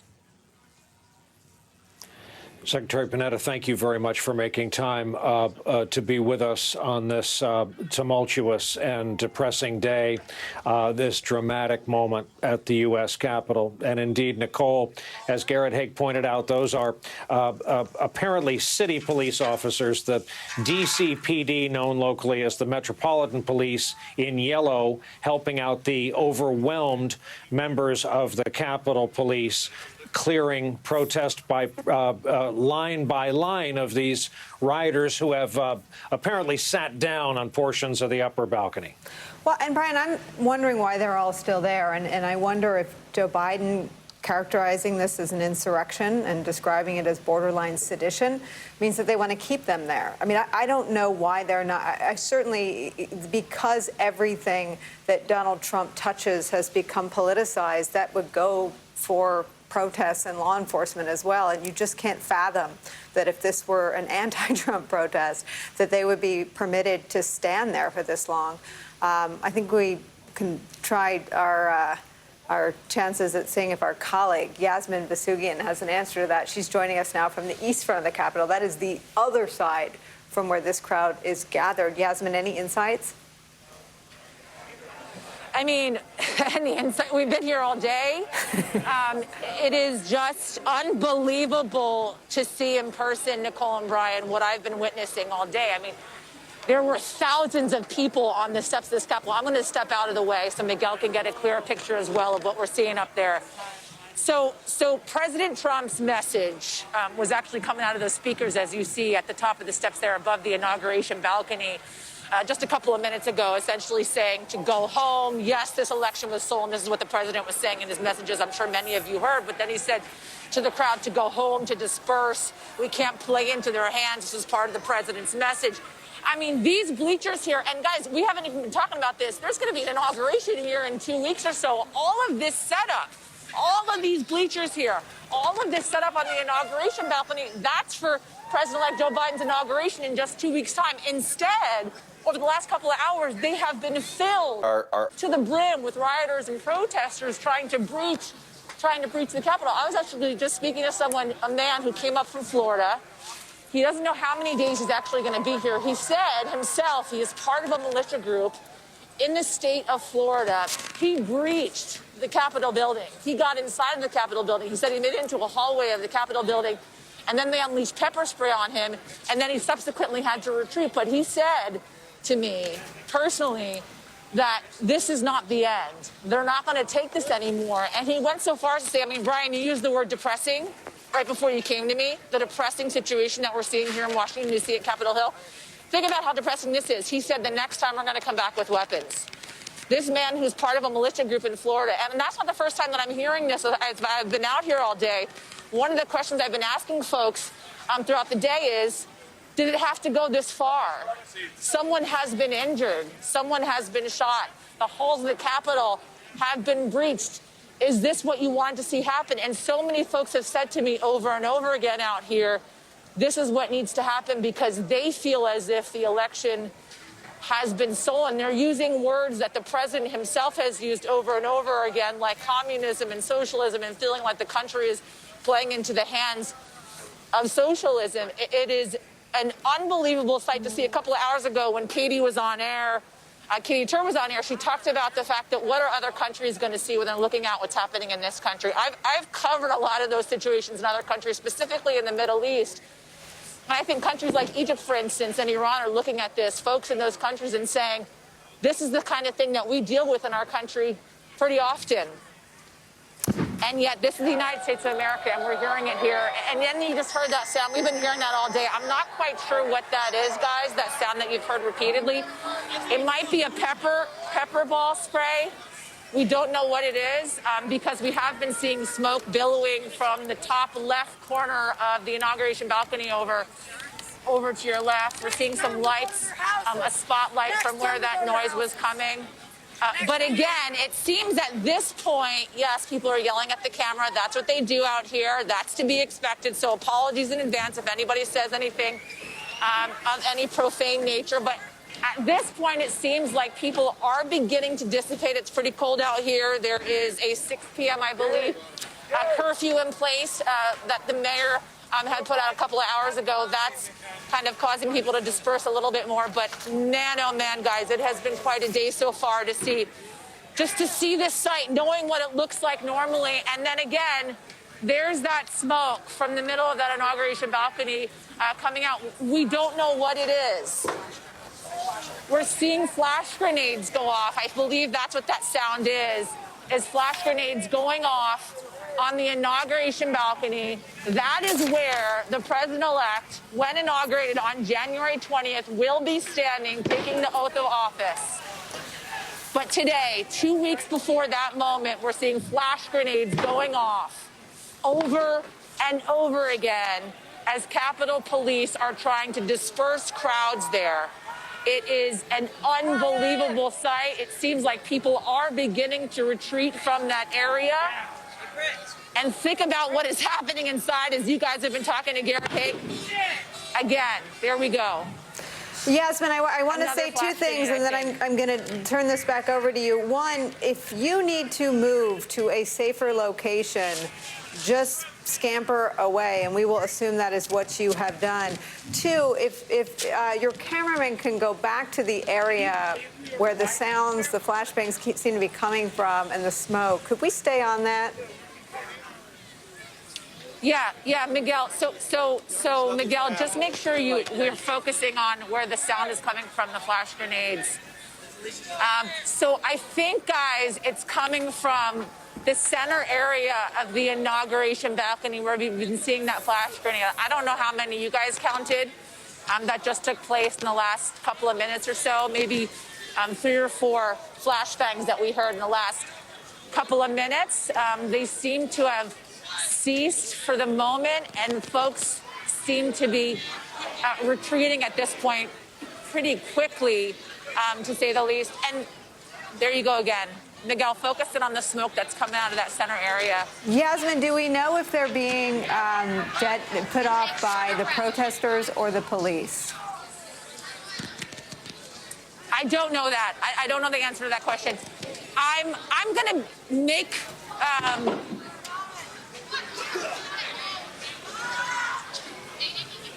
Sorry, there it was again. That's tear gas. So that's tear gas. Yeah, that's tear gas, guys. Let's move this way. Let's move away, and we're going to be in the... We're in the... Yasmin, you and Miguel get somewhere safe for us. I want to pull Brian Williams back into this. Brian. And I, in turn, want to bring Vaughn Hilliard in. Vaughn is among our correspondents out there as well. We appear to be watching, in the center of the screen there, the archway doorway that has a couple of chandeliers visible in the distance. We've seen humans up there kind of breaching the entrance. We can see one exiting now over what was once glass windows. Vaughn, where are you in relation to Yasmin? And are we correct that these are chemical disbursements and not any kind of fireworks, which were also used today? Yeah. Brian, I think that you may be looking at the straight-on shot that our photographer Paul Rigney is shooting on here. We're just a little bit a ways from where that photographer's podium is at, looking straight on towards that inauguration platform there. This is the first serious action we've seen taken to move out this insurrection essentially here. Over the course of the last hour, you have seen Capitol Police that you see in the bright green vest slowly, one by one, literally physically pick up these individuals that have been sitting and standing in these seats here, where typically on Inauguration Day, you have lawmakers, you have former presidents, family members of the president that is being sworn in. They have taken those seats. And what you've seen slowly, methodically over the course of the hour is those Capitol Police literally physically pick up and remove those individuals. But what you just saw was that apparently those flashbangs, tear gas, coming from that straight center door where the president of the United States, or ahead of his swearing in, typically walks down before taking the oath of office. And that is where these individuals had broken multiple panes of glass, had essentially broken into that main lobby area right outside of the scaffolding of the Capitol. And yet the doors ultimately kept more individuals from ultimately getting inside the heart of the Capitol. But that's where you saw these flashbangs come from, apparently working from within, pushing people out. And that's where you have seen now a much more, just over the last 5 minutes, an effort to push these individuals out. Again, that 6 p.m. curfew